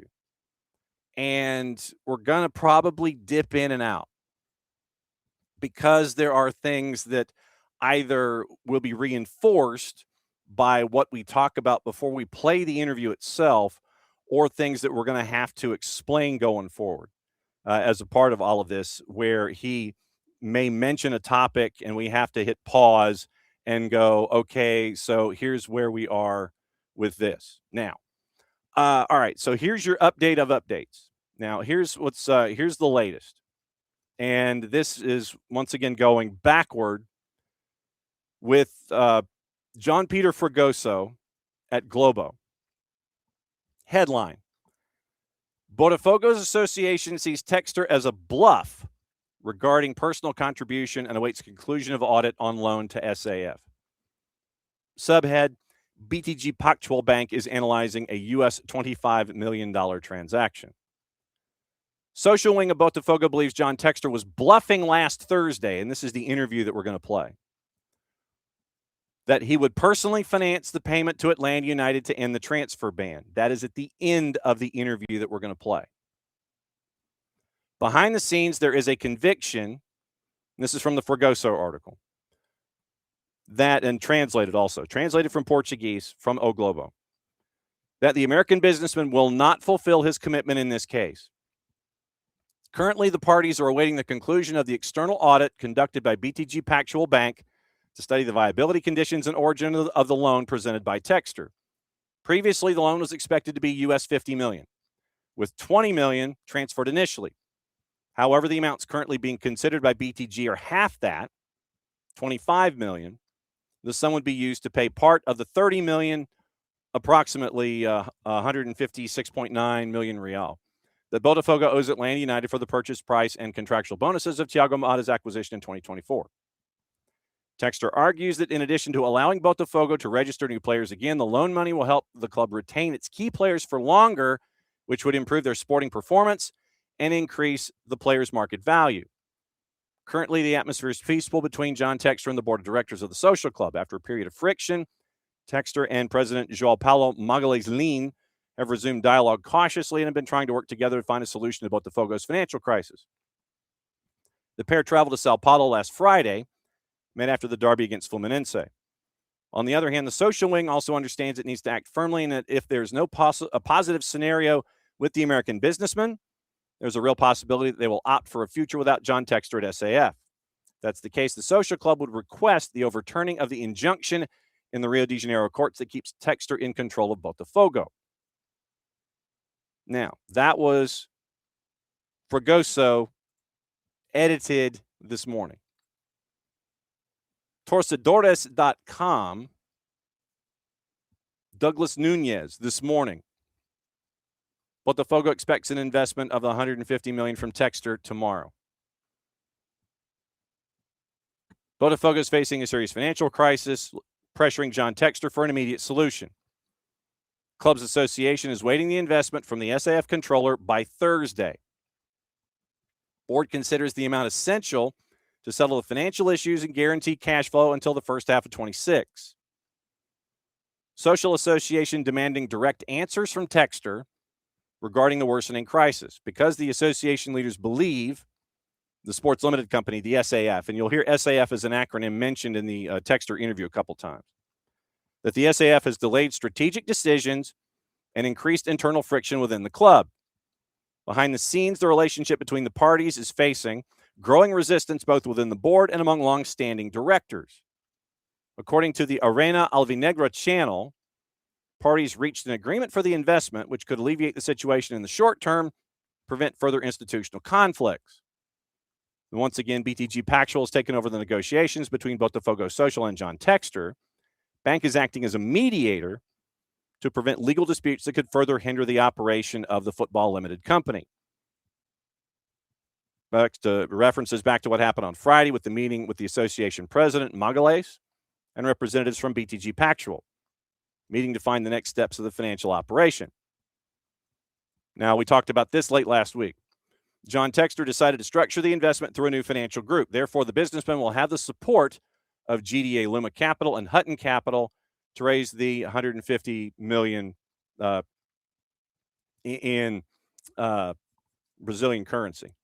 According to sources close to the negotiation, Textor will resort to a loan with above-market interest rates because that's what GDA Luma and Hutton do. GDA Luma and Hutton do this by their own definition on their websites. Even so, Textor believes that the investment will allow Botafogo to overcome the transfer ban and keep players in the squad for longer. Transfer ban is the main problem. We've talked about this. Club needs to pay $30 million US to Atlanta United. Board is trying to split the payment into 3 installments, but acknowledges the complexity of the negotiation, which involves lawyers, intermediaries, and MLS itself. With the season progressing, Botafogo is racing against time to avoid more severe penalties. Until the debt is settled, Botafogo cannot register new players, while Davi, Villalba, Riquelme, and Italo remain ineligible to play in official competitions. If the club does not resolve the problem, FIFA will maintain the punishment until mid-2027 transfer window, which directly compromises the club's sporting planning. Once again, this is Torcedores reporting this. So that's where we are with Torcedores. And the initial written word by Douglas Nunez at Torcedores. I'm trying to see if there's anything different. Okay, so that was the original article. So Douglas Nunez and Torcedores had that. Now, João Pedro Fragoso, when he wrote the story that we first referenced 18 hours ago on social media, John Textor, in response to the article that Fragoso wrote on Instagram, and like I said, I consistently reach out to him. I DM John Textor on Instagram practically once a week. Took the headline of the article from Fragoso's piece at O Globo and wrote, "Bad math, anonymous sources, and fake news for clicks." Then Fragoso, in response to the Instagram post from Textor, before publishing the article, Fragoso said this: "Before publishing the article, I asked him twice about the personal investment he had promised, and he didn't respond. As always, I stand by my reporting. The space is, of course, open in case he wants to add anything, and he knows that. In time, Textor confirmed that the loan under review is $25 million US and no longer 50. I understand the frustration with the article, but that's journalism." Fragoso continues, "I'm very careful with my work and my information. Credibility, the name is the most valuable thing we have in journalism." Once again, this is translated from Portuguese. "Article gives the impression of important sources, some from the social scene. I cannot state for sure that he won't make the investment because it's something that depends solely on him. But the fact is that Textor said he would make a personal investment to get Botafogo out of the transfer ban, and so far that hasn't happened." And that's the main point of the article. "The directors believe that based on what's been shown so far, it's not going to happen. That's it. Other than that, I'm not making any value judgment." So that's João Pedro Fragoso on the 280-character app. JP Fragoso on the Twitters. And so you have that happening with Textor at the moment. And Fogualnet is they're having their written word as well. And going to that particular piece, and this was yesterday afternoon. Like I said, we're working backward to go back to that Thursday interview where John Textor said that he personally would guarantee the money to pay Atlanta United for the money that is owed. It's coming out of his own pocket. And that's why, like I said, we're going to do all of this to update us, go back to Thursday, and work it forward to come full circle here. Headline from Fogualnet. John Textor says he has Tyro's support and explains the situation regarding funding for Botafogo. Quote, "It's a rather complicated financing situation. Botafogo continuing to hold meetings to discuss the investment promised by John Textor with financing from GDA Luma Capital and Hutton Capital. First installment estimated at $28 million, which is $147.4 million in Brazilian currency." So GDA Luma, this is their white knight strategy. This is what GDA Luma does. This is on their website, and all you have to do is scroll down to the mid-page, and it's right there. Asymmetric returns. Point number one. GDA Luma's control-oriented strategy targets positions in senior secured debt of middle market companies with historically strong businesses but over-levered balance sheets. We acquire debt at a discount to par, emphasizing downside protection through over-collateralization. Following a recapitalization, translation, putting more money in, our investments generate equity-like returns while maintaining credit-like risk. Strategy involves taking a lead role in restructuring to organize creditors who lack the expertise or face portfolio/new money/structural limitations to drive deleveraging, reduce process costs, renegotiate key contracts, and position companies for long-term success. Executing on an operational turnaround and digital transformation plan, working in collaboration with management and board members with enhanced governance and cultural alignment. Seek to maximize value through orderly exit processes with natural buyers who seek to capitalize on remaining growth trajectories and cleanse balance sheets. So they come in, see something that they see that has value. Yeah, we'll do this, but at this interest rate. John Textor has done that before in other places. He's done that before in other places, and that's what GDA Luma does. GDA Luma, remember, GDA Luma helped out saving Cirque du Soleil. So that's kind of where they go. In this case, GDA Luma, who when they started 3 years ago, had backing from Todd Bowley and Marcelo Claure. See how it all loops together. They had that investment there as well. So that's GDA Luma's approach. Let's go to Hutton Capital. Alternative business financing. Literally, that is their header.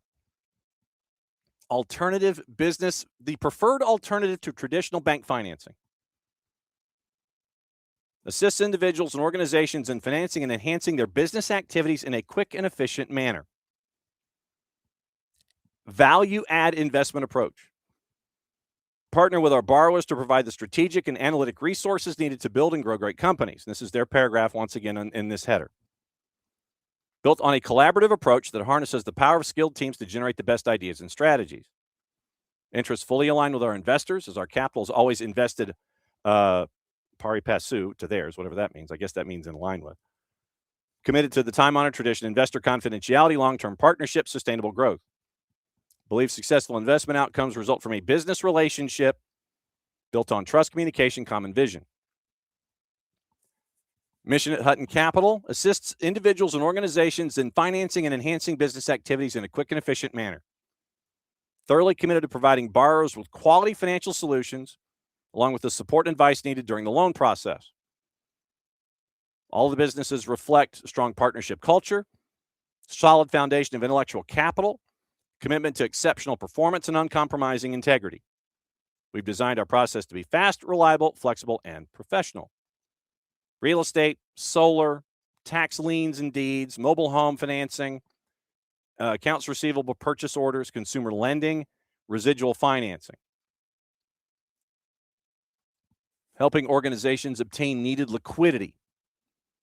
They've become the preferred, and this is once again their website, their wording. Preferred alternative to a traditional bank financing due to our stringent yet flexible underwriting and creative out-of-the-box structuring.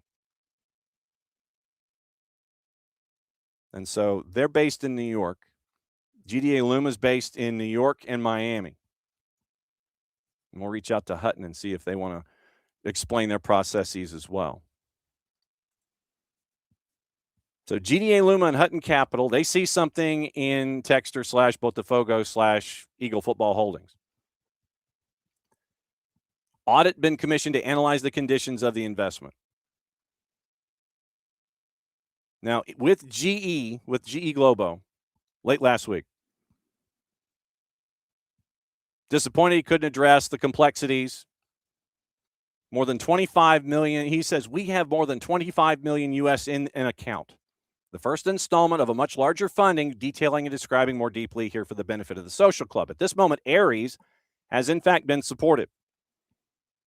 I would imagine they've been supported because they want their money. 3 tranches last year, $500 million at Aries, from Aries to Eagle. There have been some indications to the contrary, but Aries supports the inflow of money into the club. Eagle Bidco, according to Textor, the entire board, before I made changes, approved the resolution in support of this funding in the interview with GE.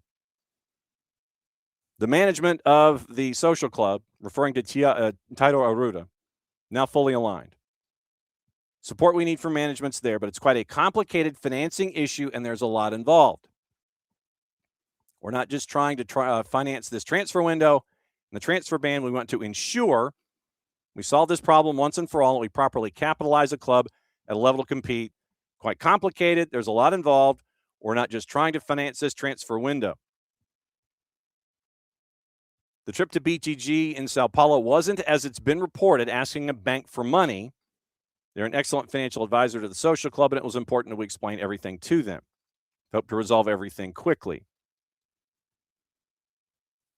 Like I said, and I'm kind of skimming the quote. Nobody wants to finance a situation with differing opinions. Very common requirement among people with a lot of capital at stake. Early Monday, Textor also spoke about the debate he had with Arruda.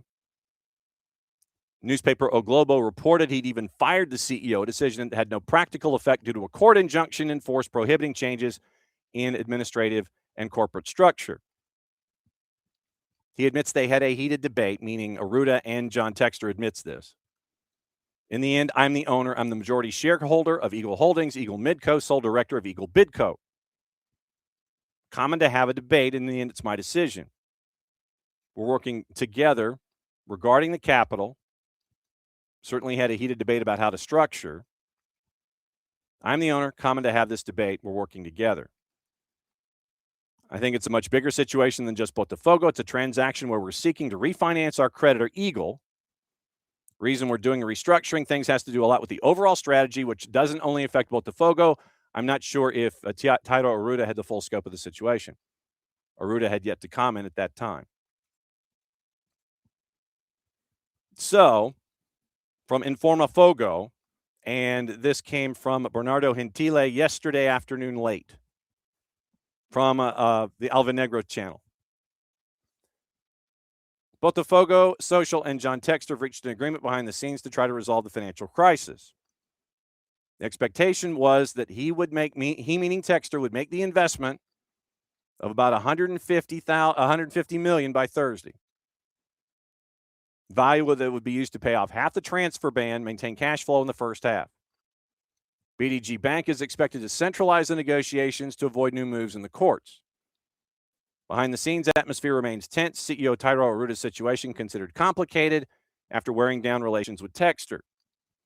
And this is where the first mention from Brazilian press mentions GDA Luma and Hutton Capital. There aren't, according to the club's power brokers and Bernardo Gentile, there aren't many alternatives at the moment. There aren't many alternatives at the moment. I can't say that I'm wholly surprised by that. So now, let's go back to Thursday, and here is, courtesy of Botafogo, their own selves, here is the interview, or 2/3 of it, that John Textor gave the club. Literally, this was a 15-minute interview. Here's the first 2/3 of it, and it is all John Textor after the question was asked. And so if there's a point where we need to stop, then we'll hit stop, and we will come back, and we'll fill in a gap, and we'll continue to go. So here's the interview that he gave Thursday after we've gone back and laid everything out from early this week, from now to early this week through the weekend, going back to Thursday. And at the end of this, you will hear John Textor referencing Atlanta United and the paying of the outstanding fees. So we're going to walk through this interview from Thursday, courtesy of Botafogo, their own selves. Regarding the capital that I talked about recently, I have two partners. Yes, one of them is GDA Luma Capital. The other is Hutton Capital. And Hutton backed me many years ago when we bought a technology company together. It was an amazing success. And so we're great friends. We've had success together. I know them very well. GDA Luma is many things. They're a lender. They're an equity investor. The principal behind this organization is Gabriel de Alba, very respected within the global Hispanic community. He's the chairman of the very popular Cirque du Soleil. So I'm excited that they've stepped up. We have a number of other investors whose names have not gotten out into the press.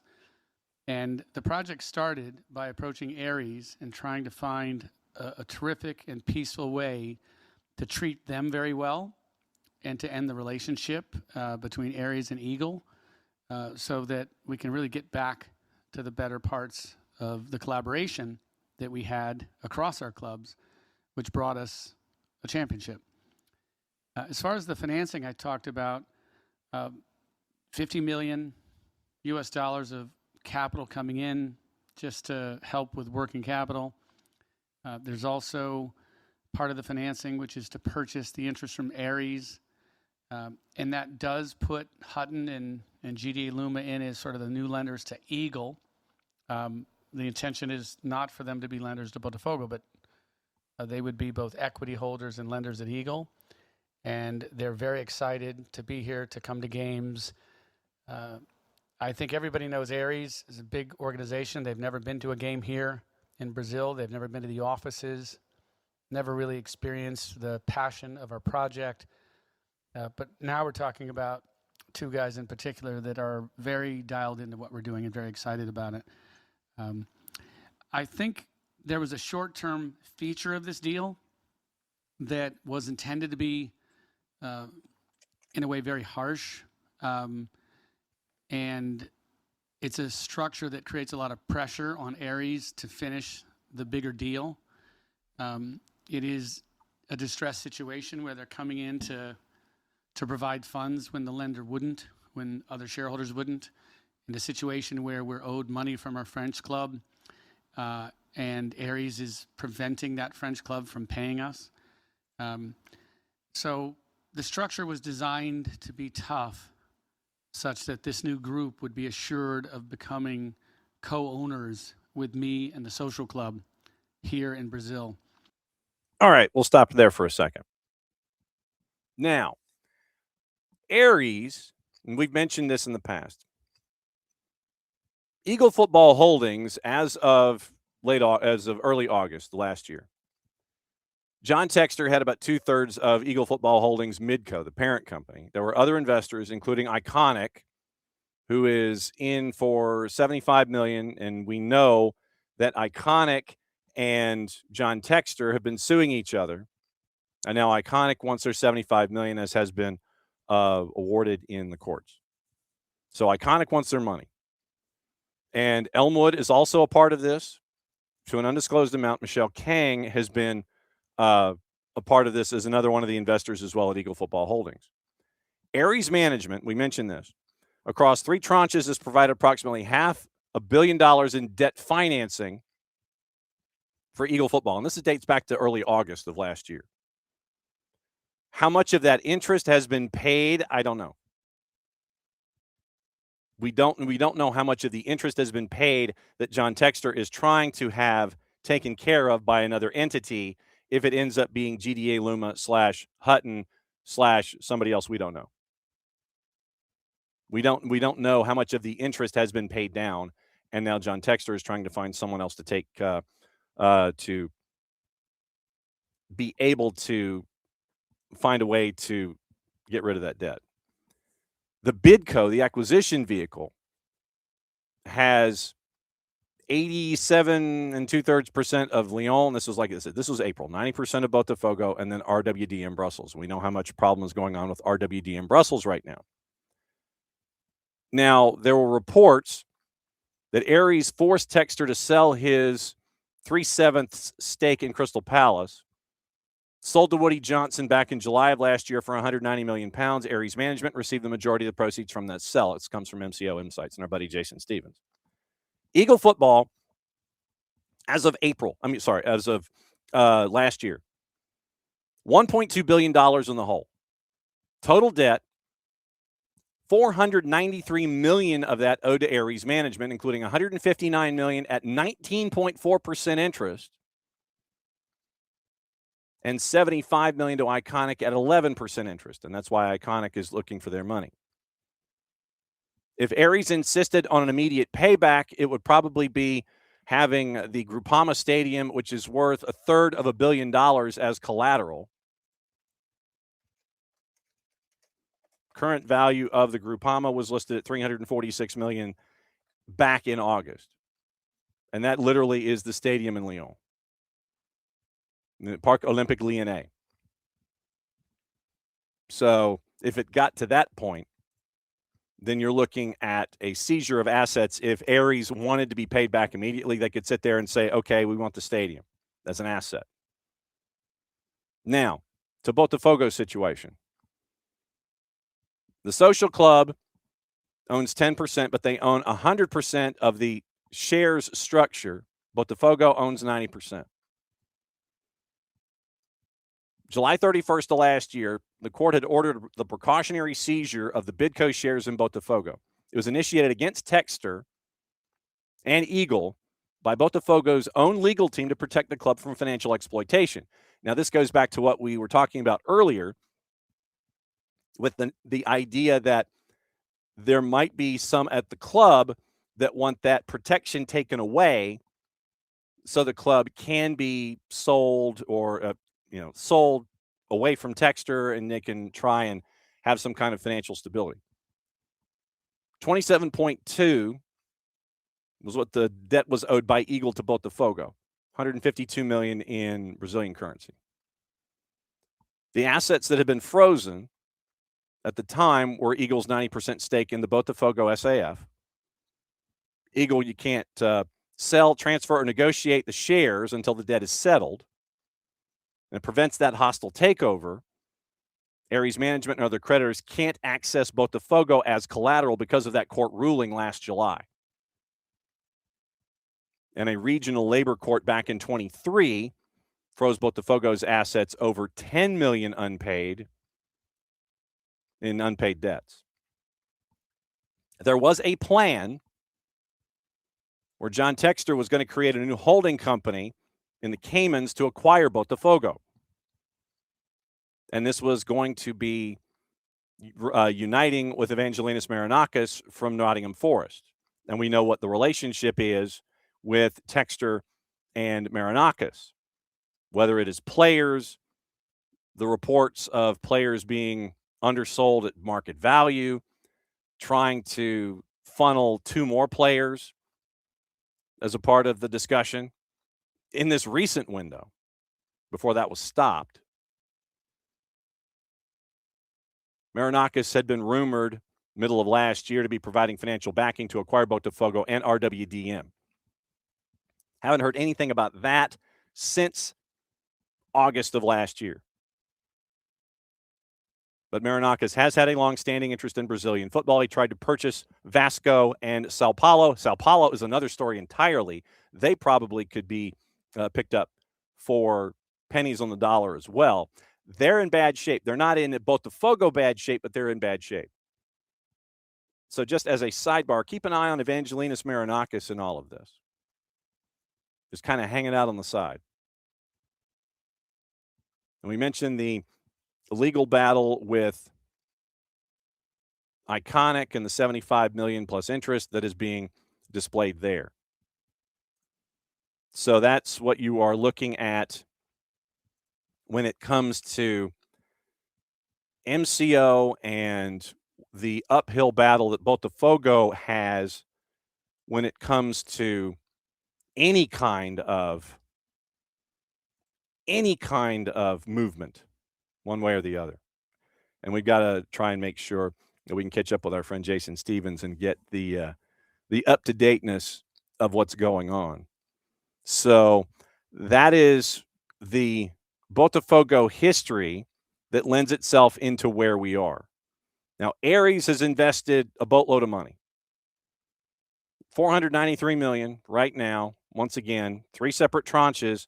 And so that's why Aries is constantly being heard as a part of this discussion. Let's pick back up with John Textor from Thursday. When small terms leak out and they sound horrible, it was designed to be helpful to all of us. But the press runs with it. Maybe somebody internally doesn't like it. The social club doesn't understand it. And that's what led the social club to go to the court, because they didn't understand what we were trying to do. It's understandable because things have been moving so fast. I'm at war with Aries in France. We've gone public with some very bad things that they did there, and we've reported that to public prosecutors and to the market regulators there. We're releasing all that information to the press today across Europe. But my battle with Aries abroad definitely creates pressure on me here, because they know this is the club that I truly love.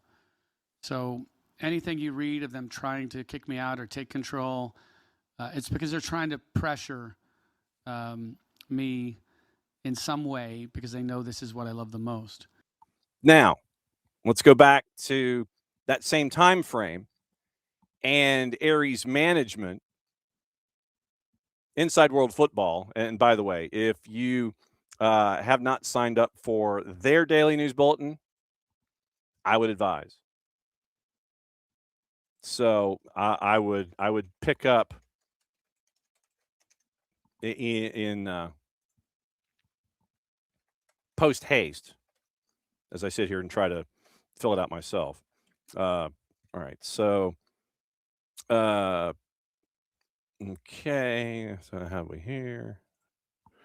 There we go. Okay, now Inside World Football has, as of a week ago, Aries moves in on Eagle Holdings. Textor missed a debt repayment. This is late last week, and this is referencing that conversation, that part of the conversation that John Textor just had with Botafogo's TV. O Globo reported late last week, Aries activated a clause after Eagle Football failed to meet specific financial obligations. It would end Textor's operational command over the holding group that spans clubs in France, Belgium, and Brazil. Would not immediately affect day-to-day operations at Botafogo. Eagle Football remaining the controlling shareholder of Botafogo, but the management of the SAF headed by Textor can only be altered by a decision of SAF's own board or by the end of the preliminary injunction issued by the Rio de Janeiro Court of Justice that we just talked about. Aries is going to take control of Eagle Football as creditor. Textor told O Globo he remains in control of Eagle Football, working to bring in new funds to Botafogo. In France, RMC reported Textor sought to wrestle back control of Lyon, but that minority shareholder Michel Kang and Aries countered his actions. And so that was late last week. Textor missed the deadline. Aries moved in. And so you're looking at, from October, Eagle defaulting on roughly $450 million in loans owed to Aries. And so that's what you were looking at. In August, you're looking at Marinakis and Textor. Then in mid-October, Eagle Football defaults on roughly $450 million in loans owed to Aries. Remember, Aries has put in $493. Mezzanine style, high risk, high interest. To fund Lyon, Eagle borrowed at these rates: $300 million at 16%, $135 million at 18%, $159 million at 19.4%. This is from our friends at Cash on the Pitch. Loans also used payment in kind interest, meaning when no cash payment was made, interest was added to the debt. The longer it goes, the bigger the bill. Total debt 1.2. We talked about that. Lyon, as an example, generated about 368 million euro in revenue, still reported losses. The group's interest coverage ratio, the measure of how easily it could pay interest from earnings, was well below 1, signaling it was burning cash rather than generating. Aries agreed to a 12-month standstill, effectively a grace period to avoid immediate liquidation. And so that was where the Crystal Palace money went. Eagle has to restructure or sell assets or face enforcement once the year expires. So keep an eye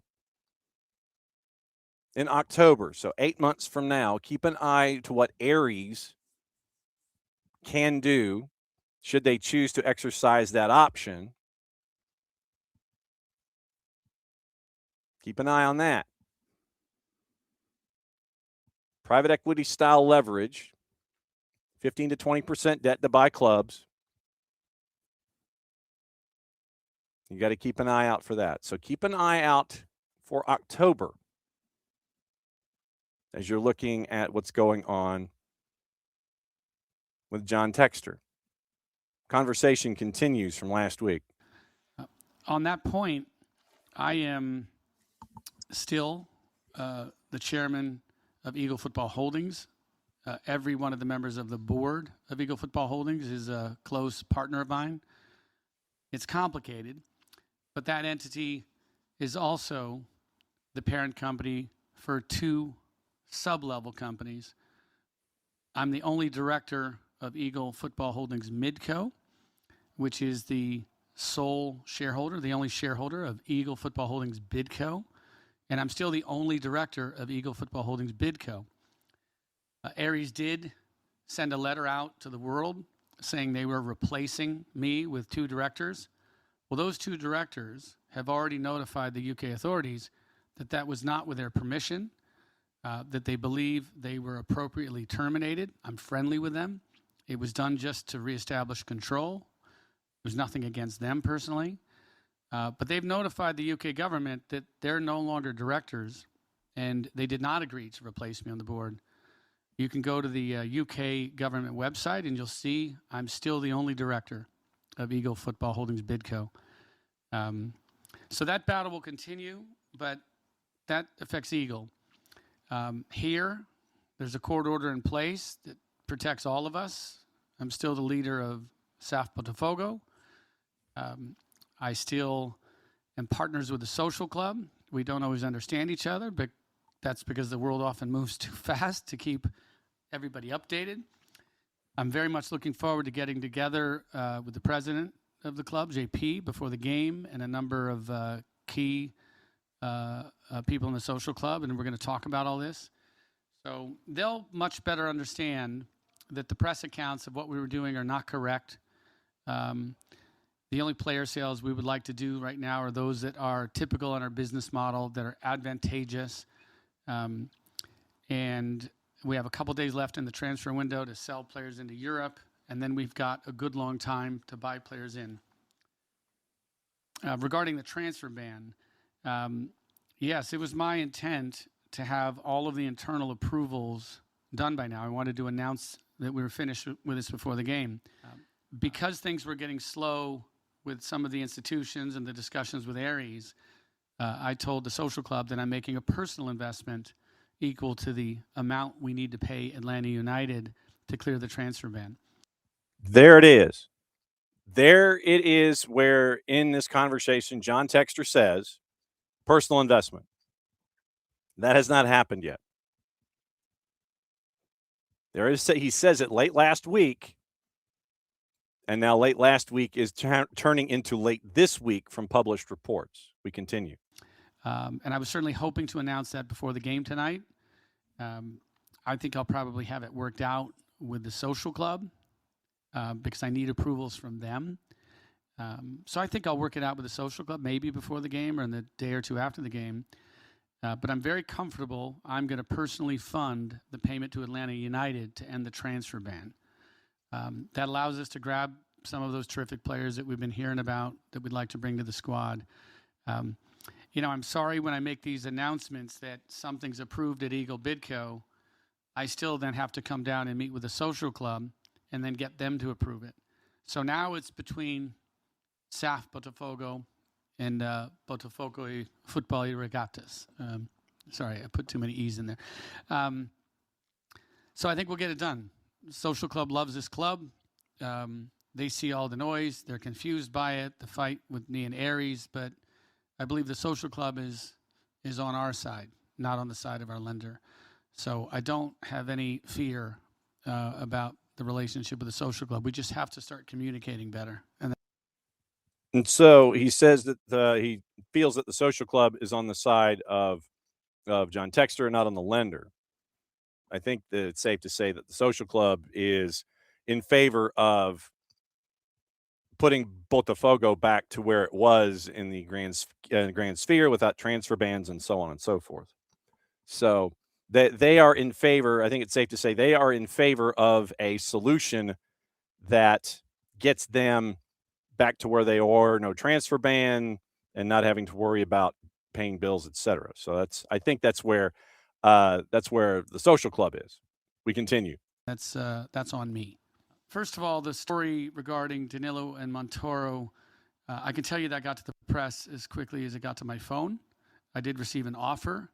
Of course, it concerns me that these stories move into the press so negatively, leaked from within a very large organization by somebody that enjoys creating division in the fan base. And the idea that we would let those players leave during this transfer window is absolutely not true.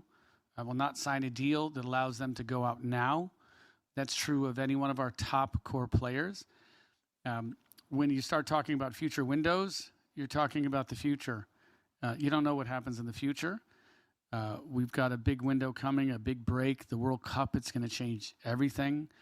We'll see how these players develop over that period of time. But we're going to hold everybody in this window. We do have one offer that is asking to buy those players now and loan them back to us so they stay with us. And so I'm curious to know in that offer, well, how long can we get that commitment to keep them here, developing, winning championships? I can also say in the situation of Montoro, certainly we would look to own a significant percentage of him even after he leaves the club. But these are just offers coming in, and they should not be pushed into the press, and I'm having to answer questions about things that we're just now considering. I do think any offer at a good valuation, which is substantially more than we paid, that allows us to keep the player here at the club, playing for the club, the same way, it happened with Endrick or happened with Esteval. These are good situations, and we're always open-minded to those situations. But none of these guys are leaving this window. Now, and once again, thanks to our friends at Botafogo for that. Specifically involving Danilo. Defensive midfielder, and once again, Nottingham Forest, Evangelinus Marinakis. Textor conducted, and this is from Transfer Feed, Textor conducted talks without involvement of other Botafogo directors, and they had progressed to an agreed price of 19 million euro. Negotiation was interrupted before the window closed because of a judicial decision from a Rio de Janeiro court prohibiting the sale of Botafogo players. So I don't think you could necessarily, if this is accurate, then you couldn't sell players anyway. So you couldn't sell players outbound because of the transfer ban. Nottingham Forest can only sign players until yesterday when the window closed. Transfermarkt Danilo's value was 22 million euro. Botafogo acquired the player from Nottingham Forest for 23. Reported that Botafogo rejected a 30 million euro offer from Fulham in September 25. So the thought is that you could not move Danilo anyway. You could have agreed to a fee of $11 billion, but because of the Rio court right now prohibiting the sale of Botafogo players and the judicial decision, you couldn't move him anyway. So keep an eye, once again, keep an eye on Evangelinus Marinakis. Now, Montoro and the number that was attached to him. Now, once again, this comes from Well, we'll go to Inside World Football for this one, too. So, for the Montoro deal, the Botafogo court invoked non-compliance with the November ruling in which John Textor could only sell assets if he notified the court and the social club. Despite the court order, players like Marlon and Savarino have been traded without the membership being informed. The judge at the time argued, considering the media reports regarding the hasty negotiation of athletes, I determine as a precaution the suspension of all acts relating to sales and negotiation of assets and any other acts with economic repercussions for the club until the strict evidence in the records proves the compliance with this rapporteur's decision, as well as unequivocal knowledge of the actions by all parties involved in the process. Textor countered, as you heard, that he did inform the social club of the transfer dealings as the judge had stipulated. Once again, following the transfer ban, you have Textor once again seeking to dismiss Thiago Arruda, prevented by doing so from court injunction. Doesn't allow changes to the administration. Textor wanted to sell two players, Danilo and Montoro, for 35 million euro. The board had refused to agree to that. O Globo had reported that Arruda and Textor fallen out after Arruda refused to sign a contract that would formalize the $50 million loan desired by Textor to lift the transfer ban. Once again, he mentions Textor coming in exclusively to help with working capital. From the interview that you just heard, once again, putting Hutton and GDA Luma as new creditors. Intention is not for them to be creditors of Botafogo, but shareholders and creditors of Eagle. And so you have Eagle and you have Aries activating the contractual clause. So we're now a year on the clock.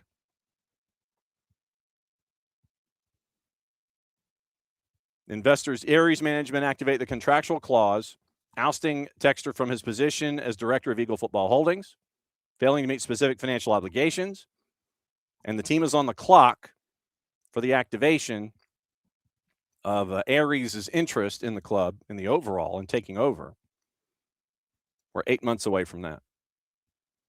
So keep an eye on that as we go forward. So that's where I think we are. It's still a long way to go. I know there's a lot to discuss. And the fact that we can devote the space to this, there are a lot of moving parts, and I understand that. But at the same time, I think in the grander scheme of things, it is important to understand where the reports are coming from, what is being said by both sides. John Textor saying one thing, has one presentation in opposition to some of the reports that are being posted, whether it's O Globo or other sources. So we want to walk you through this when we have the time to do it, and to be able to have these kinds of conversations and have this kind of education. It's eye-opening for me.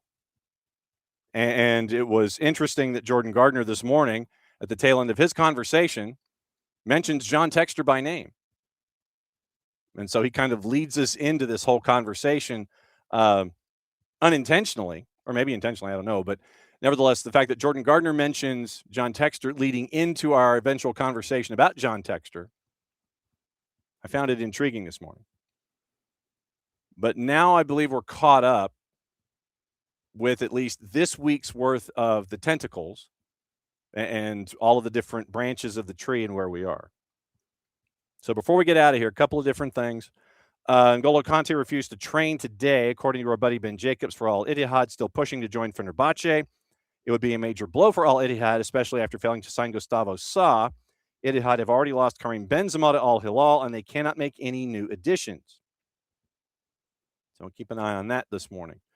Also, let's see if there's anything else that we might have missed in the overall. And let's see, N'Golo Kanté's been taking up a lot of the work. Leicester City confirming Jamal Lascelles joined from Newcastle till the end of the year. Sekou Kone has joined Lausanne on loan for Manchester United. And that looks like that is it. Remember, a couple of days left in the Turkish window and another couple of places, Brazil being one of them in South America. So keep an eye on that when it comes to inbounds and outbounds. Also, looking at things domestically, let's see if we missed anything here. Bayern Munich is in advanced talks to sign Nimfasa Berkimas from Charlotte. Not done, but getting close. We mentioned last night NYCFC's deal to sign Musa Sila on a DP deal has collapsed. Schalke is not happy, mentioned this morning. Irritated by the behavior of NYCFC, the contracts were not only negotiated, but already signed. And Sila posted on his Instagram that he was coming back. Player will reintegrate with Schalke instead. And so Frank Baumann had that particular quote. Now, from our point of view, Baumann continues, it's incomprehensible to postpone a failed medical check and thus activate a clause in the contract because Musa is healthy and fit for play. We see no reason in the findings to consider the medical check as failed. We will vehemently contradict this representation also to protect Musa. He can easily be on the road as a professional footballer for another decade, end quote. NYCFC has yet to respond. Baumann continues, instead of a firm commitment, there was suddenly talk of a loan with options on Sunday. This is not acceptable to us. 4+2 and 17 appearances for Schalke, and with Po FC in the French second tier, 15+7 and 23-24. So Sila, not happening, and Schalke, not happy as we go. So, yeah, NYCFC and Musa Sila, that DP deal has gone away. Also on the board, let's see, we mentioned Berkimas, and I think that's it domestically.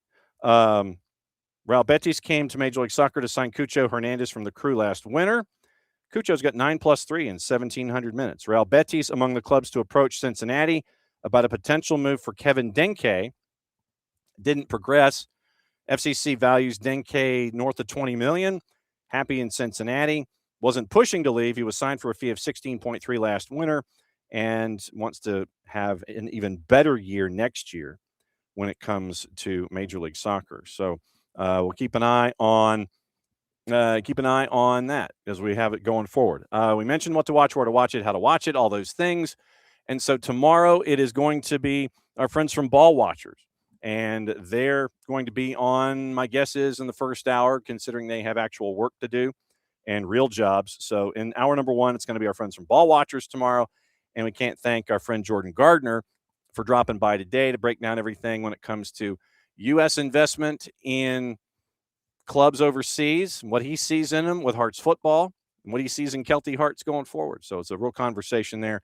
And then once again, it was a chance for us to kind of put a bookmark in what's going on in John Textor's situation and see where we are with that. Obviously, no word one way or the other as to when it's going to happen, but there is doubt in some circles that Textor is going to follow through with what we played for you this morning, having to do with the actual investment of his own money to help facilitate the paying of the money that is owed to Atlanta United. We did learn in published reports that it looks like the club was trying to set up 3 separate windows to take care of this, and no response and no follow-up of that piece of information. But that was the other piece I think that we got out of this morning with the reports from South America, that they were looking for 3 separate windows to pay off the debt that is attached to Atlanta United so they could get the transfer ban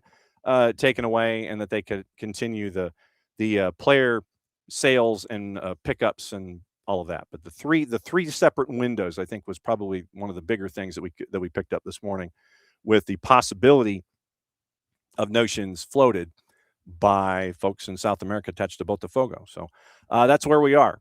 Thanks again for hanging out with us. Once again, ConcaChampions tonight, 7, 9, and 11. And we'll have all that for you tomorrow. We'll preview the other 2, and we'll let you know what's going on there. Ball Watchers dropping by tomorrow, and we'll roll through everything else that's going on here across the planet. So for everybody here at SDH, back at it again in a little less than 22 hours. And since it is the end of the show, that means I get to do this. Mucha platial, play it safe, and we'll be back at it tomorrow. Thanks for dropping by. We'll see you later.